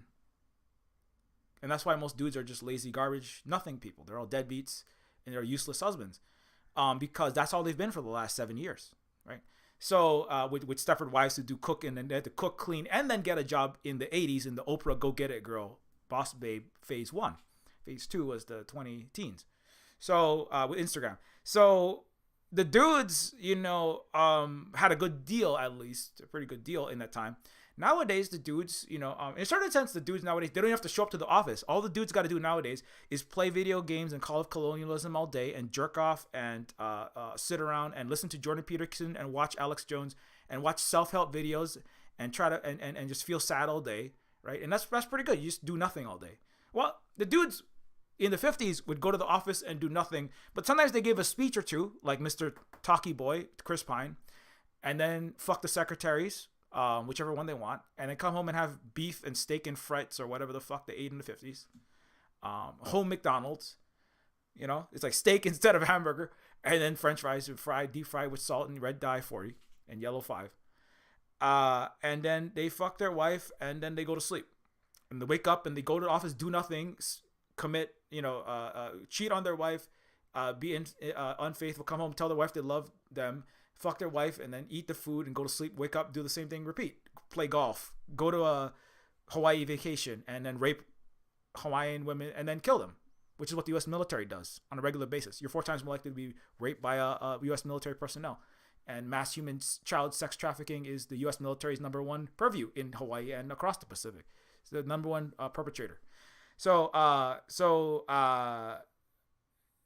it was a good deal for white guys, I suppose, if you were an American man in the 50s, 60s, 70s.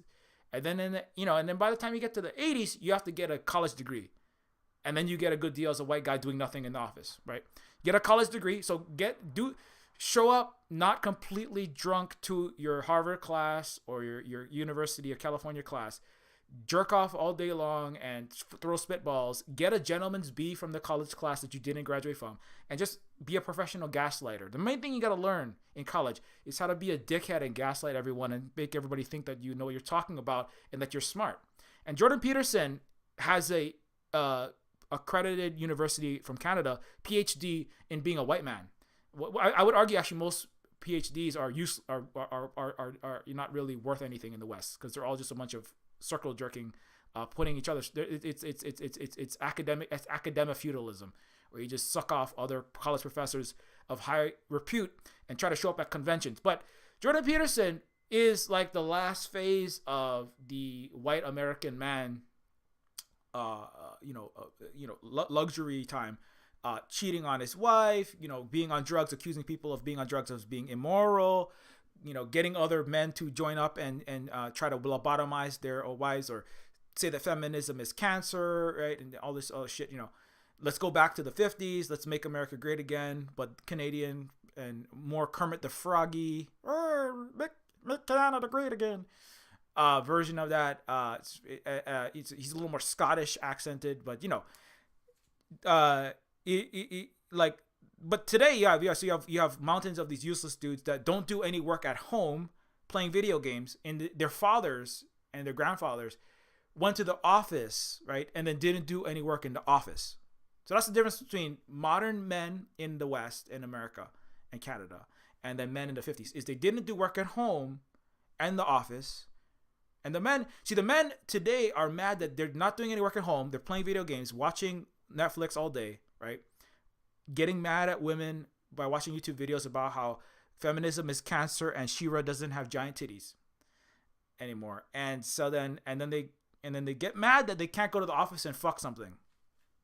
That's really the problem for men nowadays in the West, is that they're mad that they can't get away with being useless lumps of flesh that is stealing oxygen from the rest of the productive universe and fellow life forms. Oxygen thieves, and they wish that they could be oxygen thieves and cheating spouses in the office. The other thing is the millennial and Gen Z men are not getting as much total sex and making as much money, and while still making more money, but they're having problems there, and the crypto and the tech entrepreneur thing not working out so good, and they're just getting madder and madder, and then they become fascist. And they think they can just maybe they'll take America back with just killing everyone or voting for Orange Oompa Loompa Man. And then they can be then they can be mediocre, shithead, nothing dudes. And that Europe is also like that. That's why they're voting in Orange. They're voting in New Mussolini 2 in Italy. That was the Brexit party. That's the fascists that are right neck and neck with the so-called left in France. France doesn't have a left because they're imperialists. Germany doesn't have a left either because they're also, letting the U.S. use them as a fucking ICBM station, and they treat black and Muslims like shit. So Germany had the alternative for Deutschland, and worse now. All of Europe is going full fascist. But it's what they want is they want full patriarchal imperial capitalism for white people, or national socialism for white people in Europe, national socialism, a government order girlfriend for Canadian Americans, also called fascism. Fashion, that's another whole level that we can go deep into. But the page. So I'm sorry. So as I said, previously in the She-Hulk stream that I did previously, I would recommend the average woman and non-binary people. Right now, the thing is, you gotta be careful too, because people who are socialized as men, they might not be men now. They might even be women now. Or they've already been women. They have now identified. They're now discovered that they're women. But if you're socialized as a man, this is just maybe you could also continue to have those urges to do nothing and take advantage of your family, your caregivers, the household, and the community, your office or whatever, and that's a lot of the people that are, a lot of times they're trans women, unfortunately, but they have not undone the socialization as a white male or as a male generally. And that's a big problem too. It's a lot of it is in the left, so-called left of the West, has to be rooted out, right? Which is that like, communism is when everybody gives me what I want. You're still trapped. You're using left rhetoric to justify, your mediocre, capitalist, abusive, patriarchal ways while not even being a man, right? So and also, if you're a trad wife woman, you can also, you could be a cis woman and then also I benefit from patriarchal structures by going, I just want to be the wife of the rich white guy, and I want to be the trophy wife. And you like, there's some of the women who in the show and like in the Stepford Wives who like actually do push for this society. They're like, I know that I'm not gonna be a PhD. I know I'm not going to be a rocket scientist. I know I'm not going to be a brain surgeon. I know I'm just going to be the husband, and I'm going to cook, and I'm going to do my little ballet, and I'm going to make myself pretty every morning, and I'm going to put on makeup at 4 a.m. And I know I'm going to have to wear my high heels every day. But I mean, it's such a nice life because I also don't have to work that much. I don't have to think that much if I don't want to think. And I have lots of nice, beautiful weather and swimming pools and clothing, and I can drink all the drinks I want, and I have cake and pies every night. I'm like living the high life. So I will make myself smaller and stupider to get a cut of the capitalist, patriarchal, racist empire. And so that as a percentage also, that's dangerous as well. And so every one of those tendencies every one of those like problematic substrains of the POX, the small POX Americana, not the piece of America, has to also be dealt with. And anyways, yeah. So but anyway, what time is it now? I gotta get out soon because we have to be doing Christmas Eve stuff. So I'll kind of I'll spiral back inwards from this vast expanse of discussion that I've had. But to zoom in on some more specific things. But anyway, I did like, if you haven't seen Don't Worry Darling yet, I do highly recommend it. It is not fair to say, it is not fair to say that Don't Worry Darling is just the Stepford Wives, even though it has many similarities to the Stepford Wives. It is not identical to the Stepford Wives, which was a book, written a while back, The Stepford Wives. It is not identical. It did star Nicole Kidman. Don't Worry Darling, The Stepford Wives of the 2020s.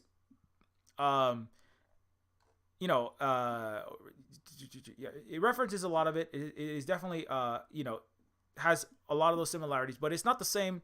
And even if it was the same, I argue there's many updates. It's very, the rhetoric that the main dude uses is updated, is Jordan Petersonian rhetoric. It is a direct, it is a, I want to say Don't Worry Darling is an actual, like, I talk about cyberpunk, but in order for it to be cyberpunk, it has to actually address the inequalities and oppression of systems and structures of the moment in which it's created. So Don't Worry Darling, if it had some, actually Don't Worry Darling is cyberpunk. I want to say Don't Worry Darling is more cyberpunk than cyberpunk 2077, I want to say, because it actually deals with the politics of the present moment.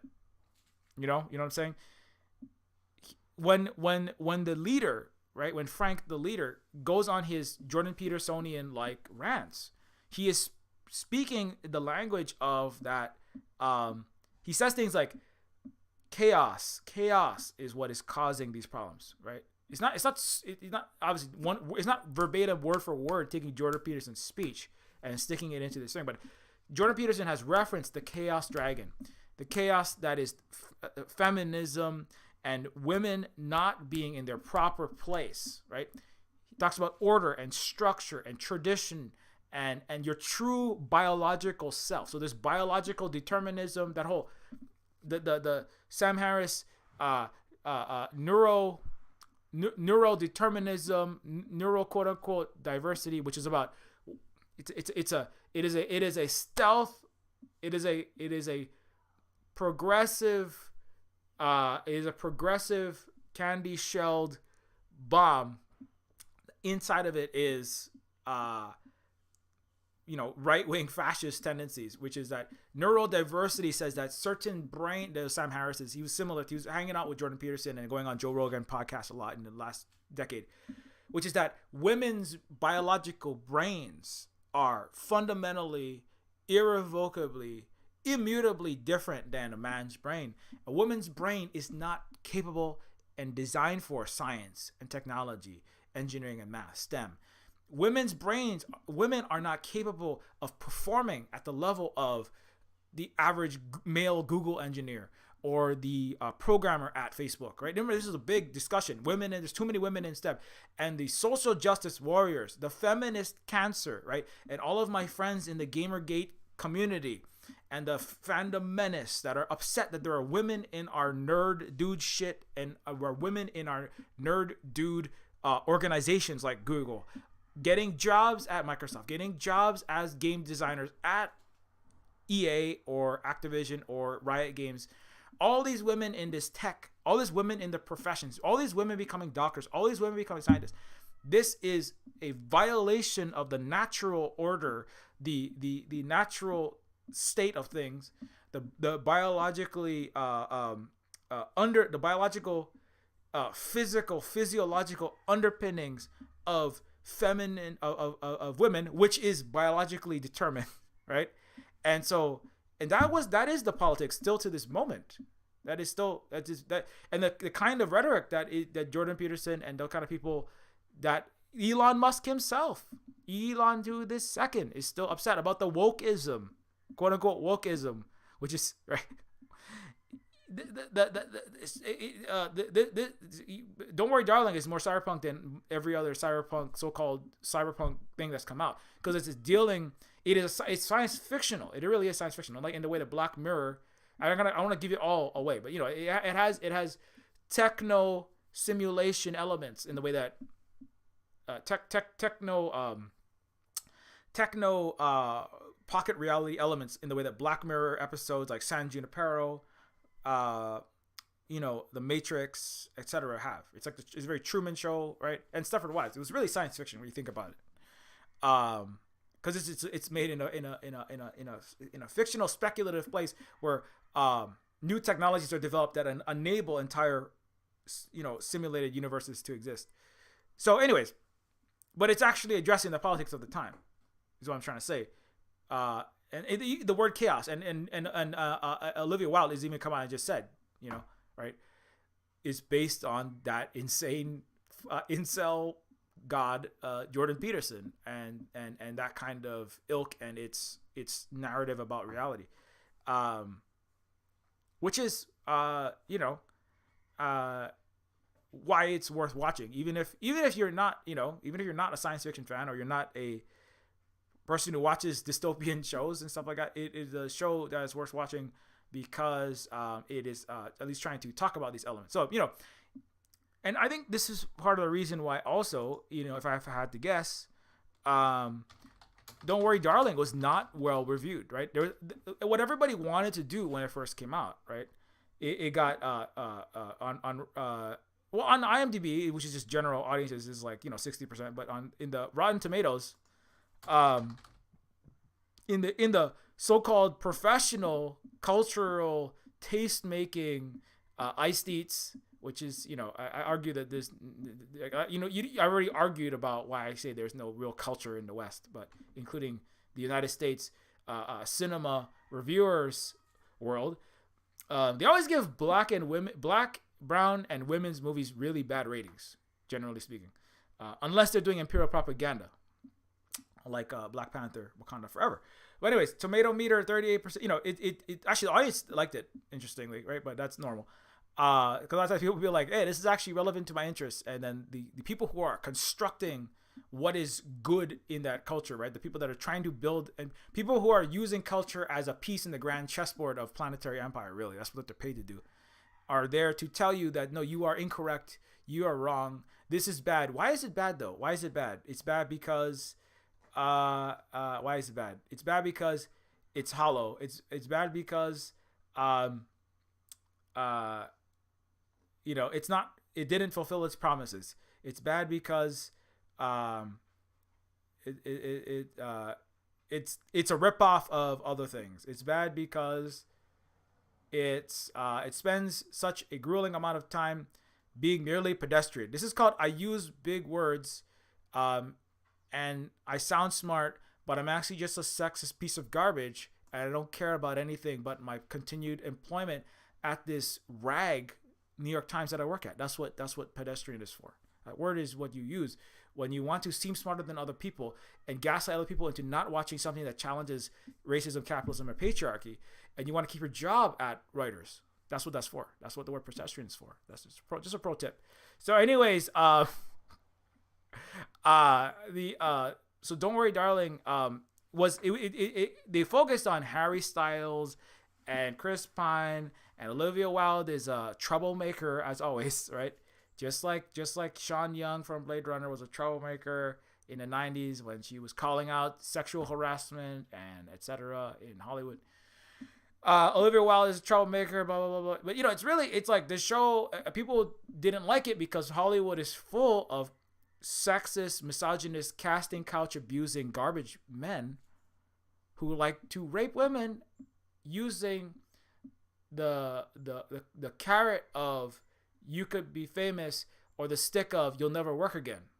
And they really mad that Don't Worry, Darling was personally calling out the people who make movies in the West, right? And interrogating the structures that make up all of the so-called American great civilization and the Western great civilization. Like patriarchy is one of them, very important one. It's a lot. If you actually have equality of the genders, actually, Stalin, Libya's leader that had universal healthcare and housing, Kwame Ture, all the great revolutionary leaders, and Lenin, etc., Native Hawaiian leaders, historically indigenous, and then post-Hawaii colonization, even actual full equality of gender is one of women hold half the sky. Without actual equality of genders, it's incredibly difficult, if not impossible, to really have change to barbarism of various types. The patriarchy, the capitalism. Without equality of genders, you always are going to have somebody. There is always somebody who is the first oppressed, primitive capital accumulation. Literally, South Korea used every single woman, every girl. It was child prostitution, even worse. Every woman was 25% of the entire country was enforced government-run prostitution to American military servicemen and Japanese and other foreigners. That was the basis of the accumulation of the capital that the South Korean economic miracle, right, along with Taiwan, supposedly was built on. It was literally based on the sexual prostitution of young women, of girls, by the government itself. The U.S. military, the United States, has always participated in forced child prostitution. That's why they accuse. That's why you always hear from right wingers, oh, there's pedophiles in the LGBTQ plus community. Oh, watch out for those sex traffickers. Is because the United States is the number one purveyor of planetary child sex slavery and child sex trafficking. And among other kinds of child trafficking, including forced genocide through the adoption nightmare system of the U.S. and Canada as well, and the West generally, and cultural genocide. But also, so as long as there is inequality of genders, you will always have half the population, the first serf, the first worker, the first slave is the wife. The first, and then the children are the next one after that. And so you without having having every person in your entire society already having unjust economic, they're really socio-economic and political relationships. These are not really disentangleable, I would argue. And so the husband-wife relationship being an unjust relationship, you cannot have the end of capitalism. You cannot have the end of colonialism, any of these problems, as long as you have actual inequality. And even if you have, women have equal opportunity, that's not equality.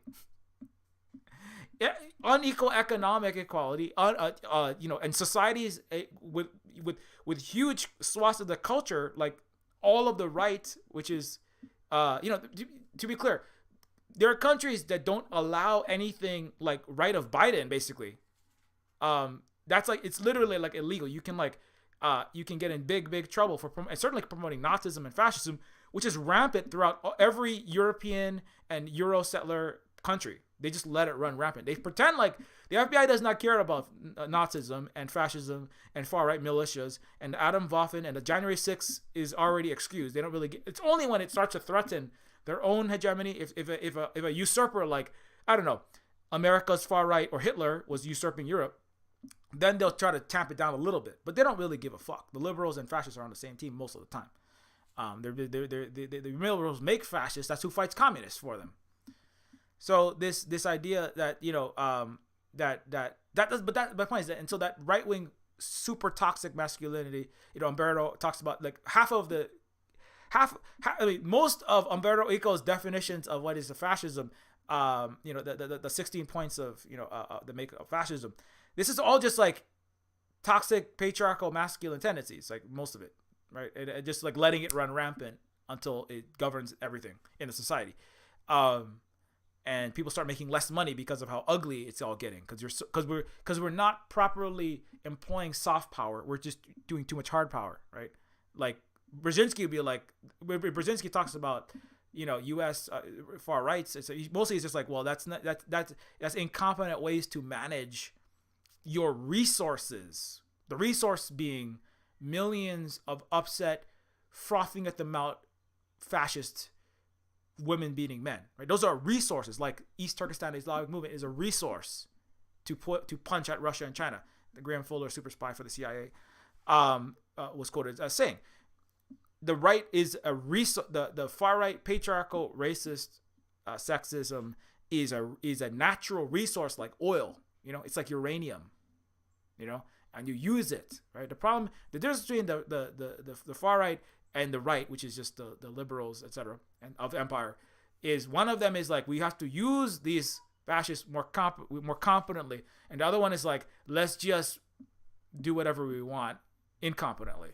That's the difference between the Republicans and the Democrats, really. A lot of it, especially nowadays. But they're all, members. They're all, it's an in-house fight of Western barbarism. But because China does not allow that, Vietnam does not allow any far right parties. Nothing. They do not even allow. They not ban spirituality and religion. But if you practice, most Christian religions in the United States are fascist in actual character, and they don't allow that kind of right-wing, women oppressing. The Duggars, they have TV shows about look at these funny patriarchal Stepford wife, hyper abusive far right culture that is just rampant in America. Look at this TV show, and they make millions of dollars. And then they accuse, oh my God, women are abused and oppressed, and they have no equal rights in Iraq. Yesterday, I was reading articles about New York Times, WAPO, Reuters, science fiction writers, so-called leftists in the West, attacking Afghanistan, saying America has to wipe out and exterminate all of these men in Muslim Afghanistan and the Taliban hurting women's rights. And I'm not saying that they're not, but the United States made the Taliban, they made the far right by funding and arming them and giving the blessing to the extermination of left and murder of even liberals in Afghanistan. So this, you see, and so, but it's a useful tool, the right in Afghanistan, to further the empire's interests. It's a resource, right? The radical Islam, ISIS, Osama bin Laden himself, a CIA fucking asset, is a resource to be used against the real, actual protagonists and heroes of this planet, which are Russia, China, the East, and global South that is coming off from the imperial era to varying degrees. None of these are perfect entities, not even Hawaii. Illegally U.S. occupied Hawaii. But it's like the U.S. that is occupying Hawaii has no possibility of ever being a force for good. They're not even trying. They're all standing there giving speeches to Hawaiians like, hey, Hawaiians, see if you can convince the United States American population that the U.S. military dumping jet fuel into the water is a problem, and convince them that the U.S. murdering more Hawaiian. I go through this every week, so I'm not going to go through it again. Killing Hawaiians at a rate higher than every other per capita by police than any other ethnicity, mass incarcerating Hawaiian children. Just see if you can convince America not to fly to Hawaii and have their little piece of paradise this winter. Just see if you can. See if you can. The answer is it's very difficult. Like the girl, we Hawaiians like, please stop flying to Hawaii. COVID pandemic, we're running out of water because there's jet fuel and PFAS in our aquifer. It's cultural prostitution. It doesn't financially support us. If we were like Cuba, where the tourism was on our terms and it benefited us, we would let you visit. That's my take as a native Hawaiian. I'm not against any tourism, but not in Hawaii. You can go to Cuba, stay in a government-operated hotel and benefit the Cuban government and demand the United States start embargoing and crushing Cuba, because it's a socialist, actual-based country that's not occupied by the United States.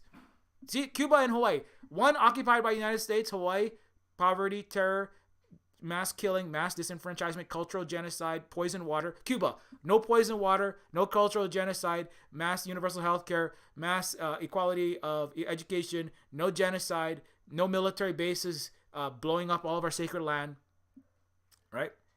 So that's the difference, right? One Cuba is vaccinated and takes proper precautions against the POX, the smallpox of Americana. Hawaii has multiple comorbid cases of POX Americana and POX Japanese. There's like a lot of Japanese collective investment. It's all part of the U.S. empire, really. But we have POX Americana killing us. And once we can take the proper precautions, fight and push out the disease of Americanness, including all of its military bases and its culture and its capitalist ways and brainwashing, then we'll be better. But the U.S. is still standing there like Mr. Frank going, yeah, just see if you can convince your own native Hawaiians. And a lot of, sadly, my family members are in the military. See if you can convince your own family. Hey, Silver Spook, see if you can convince your own father that you're all being gaslit and he's in a prison of the United States. And you know what? I can't. I've tried. I spent hours and hours and hours, and I can't. It's like it's heartbreaking to watch my own father say that he's a Christian American man and we should all just give up and just be part of the great U.S. civilization. And it's like, it's fucking heartbreaking. But it's like, the brainwashing has been successful, just like all of the Stepford Wives in Don't Worry, Darling. You know, and so it's a true story, really. It's a true story in science fiction. Unfortunately. So of course, that's a different story for it's not, obviously I'm not saying my dad is not a white woman in Palm Springs, California, obviously, but you see what I hope you see I know I speak very metaphorically, but that's just how indigenous people speak often, because then you decompartmentalize things that shouldn't be improperly compartmentalized. So I should probably get going because we got to start. Yeah, it's 11:30. But yeah, I hope you guys check it out and watch it. I'm gonna take a very short break.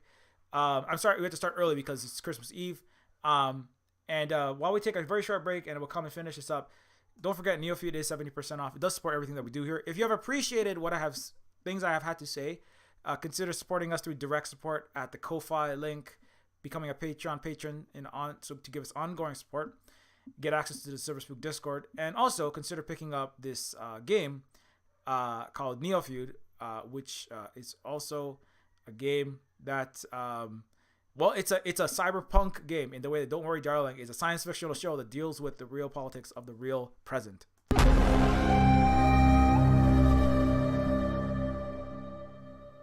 The Illuminati created us. They wanted to build a god with their own hands, and instead they created us. Just because I'm made of silicone and aluminium, I must be doing something wrong. That's machine stereotyping, that is. That's reality, that is.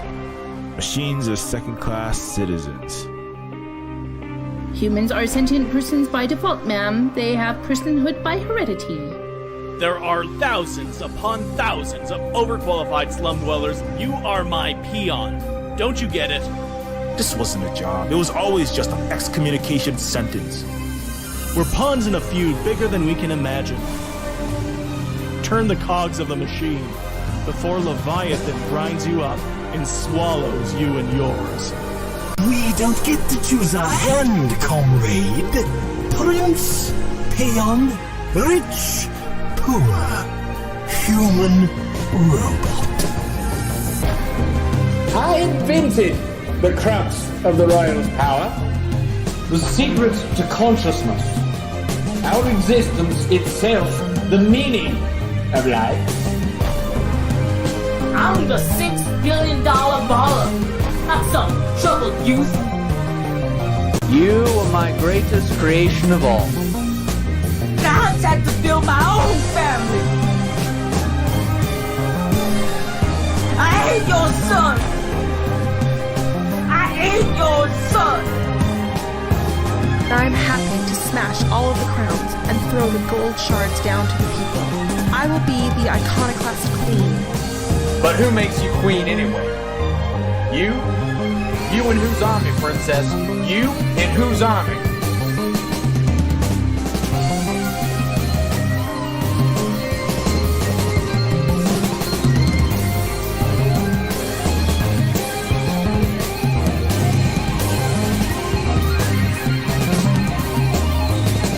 Okay, so Neofeud is already out. Don't forget, it is on sale in the Steam Winter Sale. You know, get you know, do you have that special someone? You know, that special, hopefully not in a mind prison significant other, like the characters of Don't Worry Darling. Do you have that special someone? Get that special someone a Neofeud for their generic winter holiday present, as we say. Yeah, because Neofeud is on sale. So yeah, just to kind of start wrapping this up. So and I said, you know, I feel like I've made the case for why I call it the POX Americana, because a lot of the time the justifications for places like the United States occupation are that we're better, we are helping you, we're trying to save you. There's a scene where Harry Styles is clutching onto his life like, I love you so much, you know I love you, and like kind of messed up thing is he does love her, but what he's done to her, the POX patriarcha, you know, the piece of being in the peace, you know, that's the thing. This emphasis on peace, and what is peace, right? The peaceful, tranquil world where you just cook and clean every single day, make dinner for your husband, and then you go to sleep and wake up, and that's the same day. And it's nice. I mean, it is pleasant in some ways, but in other ways, it's very violent, right? And so this what counts as peace under the Roman Empire, the Pax Romana being the first one. Number one, if you are outside of the Roman metropole, if you're not the wife of a powerful Caesar or one of the senators, the so-called democracies that the U.S. modeled itself on, of landed cis white or landed powerful upper class men, really. And if you really want power, you have to be at the very top of the Roman oligarchy and the Greek oligarchy that have always run their fake democracies, of slave owners, by the way, which you see the non. So the concept of it being peaceful was never true. The concept of being the United States being democratic was never true. Not just because 99% of all actual policy is determined by which has the most money thrown at the lobbyists in D.C., but also because the United States does not treat, for example, the Native Hawaiians with democratic processes either, because 95% of us did not vote to join, right? In the same way that the main protagonist did not choose consensually to become a Stepford wife, lobotomized woman, giving up her professional life as a brain surgeon, doing very important work, very hard work. So the man goes, well, your work was so hard. You were just, you spent 30 hours in the ER. Well, that's because sometimes you got to spend 30 hours in the ER saving people's lives, doing brain surgery or doing surgery, because that's important work. Some things are worth working hard to do, even though it can be tiring and there's some physical suffering, while you're working on that, but it's worth doing because it's important to do. It's kind of like going, Silver Spook, why don't you just stop, Native Hawaiians, stop asking for end of U.S. occupation. it's so peaceful. There's such a peace in the suburbia that we've given you in Hawaii, in this artificial American suburb called Kahala. Just work for the U.S. military. Take the money, take the peace, right? Stop fighting, because if you fight, your life could be more grueling and hard. Like being a brain surgeon could be 30 hours of work. Sometimes I spent like an entire months in January and February and March just trying to fight to stop the U.S. poisoning our Hawaiian water supply and stuff, right? But it's like, but the value of the hard work, slightly less slightly less, souffle, slightly less tranquil, lazing by the poolside, slightly less, barbecue parties, just schmoozing, right? I spend more working, but the work in and itself is the reward. The work to stop the knowing that I'm doing work that actually benefits other Native Hawaiians, all people of the world, and is morally right and actually aloha, actually democratic, and actually the values for which Native Hawaiians stand. America doesn't stand for anything, and neither has any Western country. What they pretend to stand for: democracy, human rights, freedom, right? The ability for all people to pursue their life, their liberty, and happiness, right? That has never existed in the West. It's a joke, but the effort that it takes for me to get up and spend all this time going through this sometimes very re-traumatizing history of my family's Hawaiian genocide and all this stuff. But it's important for people to get educated on that stuff. It's kind of like spending 30 hours in an ER room, hurt your back and your arms hurting, some of it, getting super tired. You come home, you're like, she comes home to her husband and says, he's like, you didn't say what you wanted for dinner in text, so I didn't know, I didn't make anything, right? And then she's all like, well, I told you I can't have a cell phone inside the operating room, right? So number one, he doesn't want to do cooking and cleaning because it's being quote unquote beneath him, even though men pretend to say women's work is so important, but they don't want to actually do any of it, right? Or what's called women's work. They give it all to the women or to the Chinese, which is what they did in the Chinese Exclusion Act and in the Chinese suppression of their non-cooking and cleaning businesses. But he's like, but the work that can be difficult is rewarding and is important. Like resisting an empire is more important than any suburban U.S. Corporate, nonprofit, or government job that supports your California, New York, or Washington, or Minnesotan life. Doesn't matter how much so-called your eco initiative, you're not eco anything if you're part and the parcel that justifies the U.S. empire. It doesn't matter what kind of, look at I helped to feed a kid with 1% of my earnings, donating it to this little soup kitchen while I work for Lockheed Martin, while I work for a giant FANG corporation, while I join the U.S. military, while all of my money flows from the U.S. empire. It doesn't matter what token little goods you are getting being inside of the mall or the suburb on the Death Star. You're still a Death Star operator. You're still doing net bad. And the fact that you sit there and enjoy all those privileges, and the people who say we should just check ourselves into the Truman Show in the Death Star, that's just making it worse. And that it's kind of like, actually, like, her character is very identifiable because, like, you husband, Stefford, Mr. Loser Nothing husband dude who doesn't want to cook and is too busy sitting around being unemployed listening to Jordan Peterson podcasts. You don't even understand how my life as a professional healer and doctor, many people are disrespecting doctors and nurses, especially after COVID-19 and all the Western complete disaster that was. So it's even worse now than in 2020. Nurses and doctors quitting in droves because everyone's spitting in their faces and accusing them of being murderers with Dr. Fauci. Not that the Democrats don't have any problems, but people just generally hating healthcare nurses and doctors is gotten only worse. And she's like, but you don't understand how the value of working hard to do something important can be more valuable than luxuriating in other people's produce and labor value, which is what you're doing when you're just an average American in a suburb or not. You're benefiting from stolen planetary wealth and global hegemony and the weaponized U.S. dollar, the petrodollar, blah, blah, blah, blah, blah, right? And ongoing colonialism and settler colonialism, the stone indigenous land that you're on, and primitive accumulation of black slave labor and the women's labor in all of the pioneer houses, as well as all the indigenous labor and the Chinese labor that built the West and the railroads, and then they were exterminated in mass lynchings and etc. So if you sit there and you're luxuriating, that, I mean, it can seem like that's a better life to have highballs and have a suit and have a glass house in Pasadena or in fucking Palm Springs, or be in upstate New York with your beautiful orchard and your little lawn that simulates your ancestors' barbarish version of what wealth is and what power is, which is having grass, useless grass, right? And that can seem nice. And I guess it's more peace.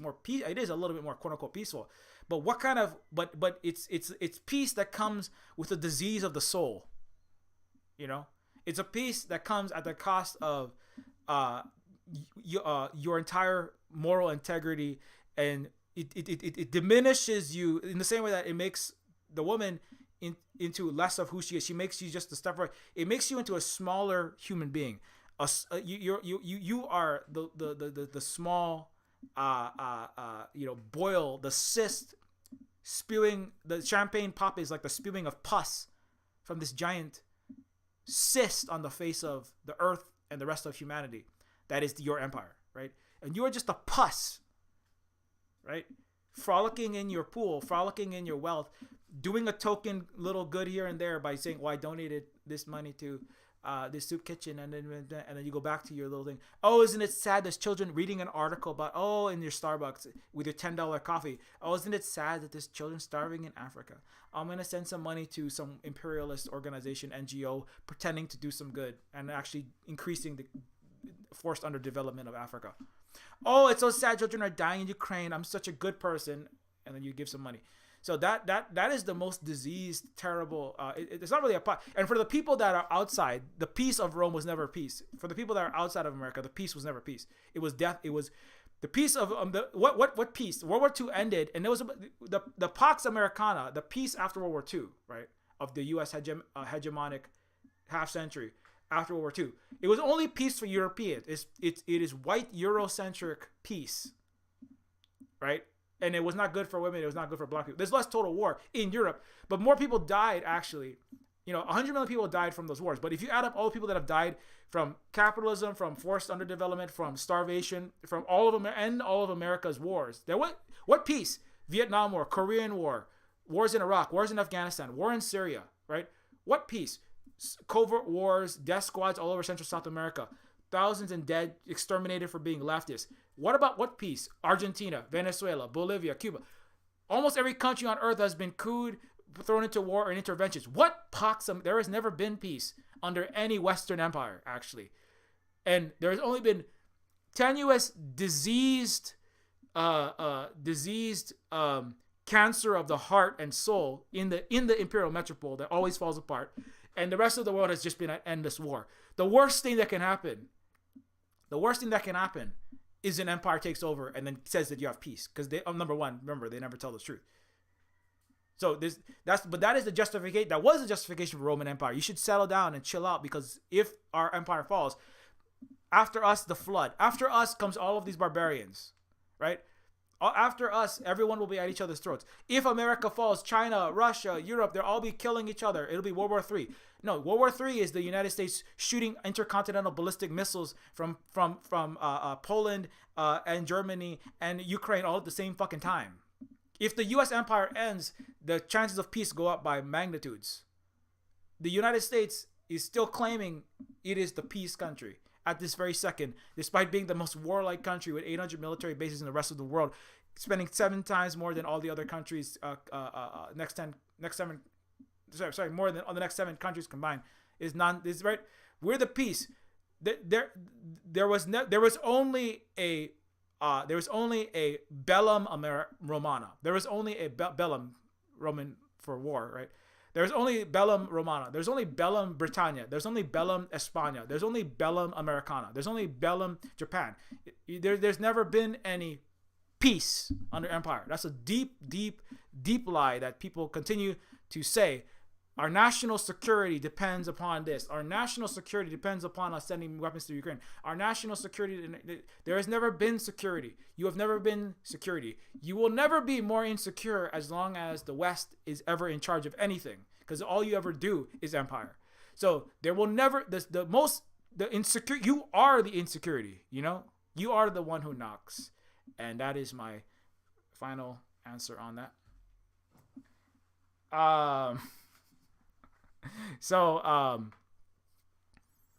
But it's very important that's the last point that I felt I didn't make, which is that having quote unquote peace. Slavery is very peaceful for the slaves. I know we have Big Teal, we have some people who have been long time enslaved. The slave master will tell the slave it's very peaceful without any slave revolts. So keep eating that cabbage, take that whip to your back, and get down there and pick that cotton, right? And harvest them peanuts. Slave, black chattel slave. Slavery was very peaceful. Haiti was not very peaceful. You know what I'm saying? A peaceful enslavement could be worse than a brief period of uprising to unthrow the slavery. That's why the cis white billionaire oligarchs that have always run every Western country from Rome onward to the United States talk about the great peace, because peace means maintenance of death and suffering and war at the same time. Right? And so ask the Cuban actually has peace now. Cuba actually has peace because they threw out the warlike United States, right? Bolivia undid 3 attempted U.S. coups, so they have more peace now, right?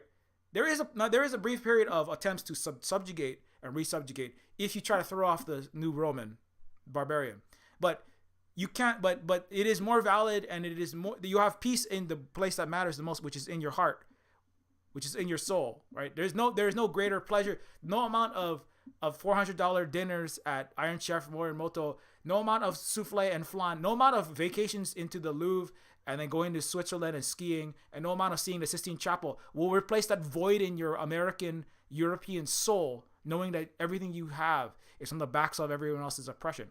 The greatest, there's no pleasure that can be gathered from that replaces actually fighting for what matters and not giving money to Nazis, which is what you do as a Westerner, if you want to have any, existence. So, a very important point, and that's the end, because it's 12 o'clock. So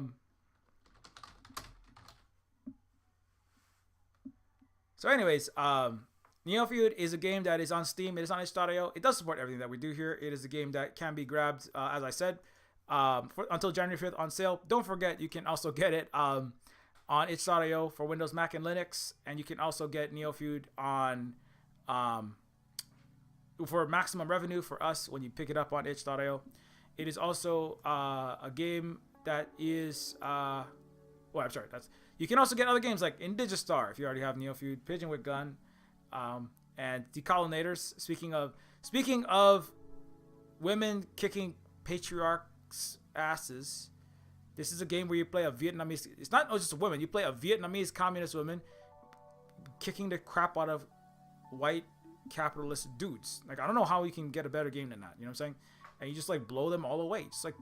Just kill them all. Just kill them all in a historical video game context. Obviously, not in real life. I'm not endorsing any kind of violence, but this is just what actually happens in the world, which is that Vietnam was bombed to the Stone Age, and America got their ass kicked by Vietnamese, and they also had equal rights for women. Also, I should add that, unlike the capitalist United States. So if you want to learn about history, this is the game. You want to learn true history, this is a 20 to 30 minute game that will teach you more than any American K-12 and university education ever will. Woman is also a book by my partner Holly. Speaking of Jordan Peterson, Woman is a book that is a book by my partner Holly, who was raised in conservative, the Canadian flavor, like Jordan Peterson's, where he's from, evangelical Protestant Christianity, and it is a story that is kind of the Bible story from the perspective of Mary, that is a critiquing of all of that. So it has a lot of many intersections with the Don't Worry Darling show. And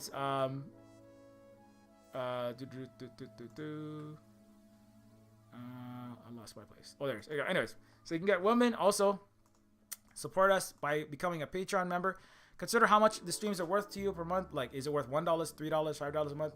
Any amount that you can support us with really does help the streams keep happening every month, and makes us helps us to keep on keeping our lights on, and housing and feeding and clothing the children here. I said you giving to a nonprofit doesn't really do much, but I mean, if you give directly, don't fly to Hawaii, but if you directly support Native Hawaiians like us, we can do that work that needs to be done to the best that we can, right? Even if you can't. So that's one thing. That is a valid use of your funds, is to support the actual Black, Indigenous, and people of color and colonized people's actual struggles. And it's actually, I'd rather you just support us directly or some other organization through monetary support so we can keep doing the work, rather than flying to Hawaii. That doesn't do anything. 97% of your money, you actually harm Native Hawaiians more by flying and vacationing here. Please don't do that. If you vacation in Hawaii, you're a terrible person. We're in a water crisis. Tourism is poverty, wage exploitation. We're still in a triple-demic. There's no ethical way to visit Hawaii. If you want to support us, give us direct support. Period. Point blank. Period. With a T after the period. Anyways, through Patreon or Ko-Fi. Consider following us at SilverSpook Games at octodon.social, at SilverSpook Games at mastodon.social. You can also follow SilverSpook Guy on Twitter, or at SilverSpook Games minus the E in silver. And we have Facebook, Instagram, and also Terminus Cyberstar is a cyberpunk game that is coming soon. It is a game that is in the vein of Deus Ex System Shock Cyberpunk 2077, but it is done with the exception of content testing and optimization, and I'm the content director and lead writer of this game. So if you like what the stuff that I talk about on these streams, this is the kind of game that has my politics and my perspective and my SilverSpook edge to it. So consider checking out the Terminus Cyberstar. Join the Discord if you want to do that. And you can also follow Holly at the Tech Fairy, who is mod voice actor partner at SilverSpook Guy. Here at SilverSpook Games, producer and writer for Kate Nix's Lounge, a variety show on Twitch, and also writer, educator, primary caregiver, and parent, and primary husband. I'm sorry, primary wife. No, that doesn't sound right. There's only one wife. Obviously, we don't have a polycule or polyamory or that things that you can watch about on the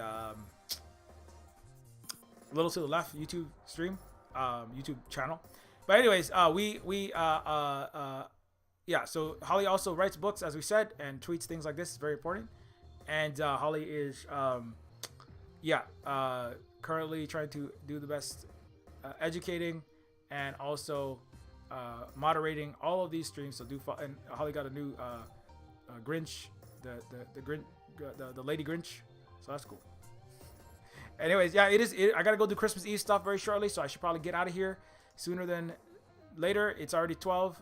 Check out all of these people, and thank you, all these people, for your continued support of the SilverSpook Hui and SilverSpook Cooperative. Without your support, we would not have our continued streaming. So these people are not crappy Jordan Peterson, don't worry darling dudes or like them. I'm pretty sure there's no trad wife. I mean, if you are like, I'm just SilverSpook. I just like being a trad wife. I'm not I'm not Wanda from WandaVision. I'm not, the wife from Stepford Wives, but I just like, you can do whatever you want to do. But I'm just saying, these people are the kind of people that do support SilverSpook Cooperative, which we are, we're definitely anti-patriarchy sort of organization. Otherwise we wouldn't be. That would make us not Native Hawaiian, because that was definitely not the indigenous Hawaiian way. But anyways, so consider joining them. But thank you so much to all those people on the list. Thanks, Big Teal. Thanks, Strin. Thanks for hopping in there. And happy holidays and happy anniversary to us. Happy anniversary to us. I'm glad that neither of us are in a weird Stepford situation in a simulation in a suburban town. And we'll be back at some point tomorrow. I mean, definitely. Well, tomorrow, probably around the same time, but we'll see. It's it is the Christmassy time.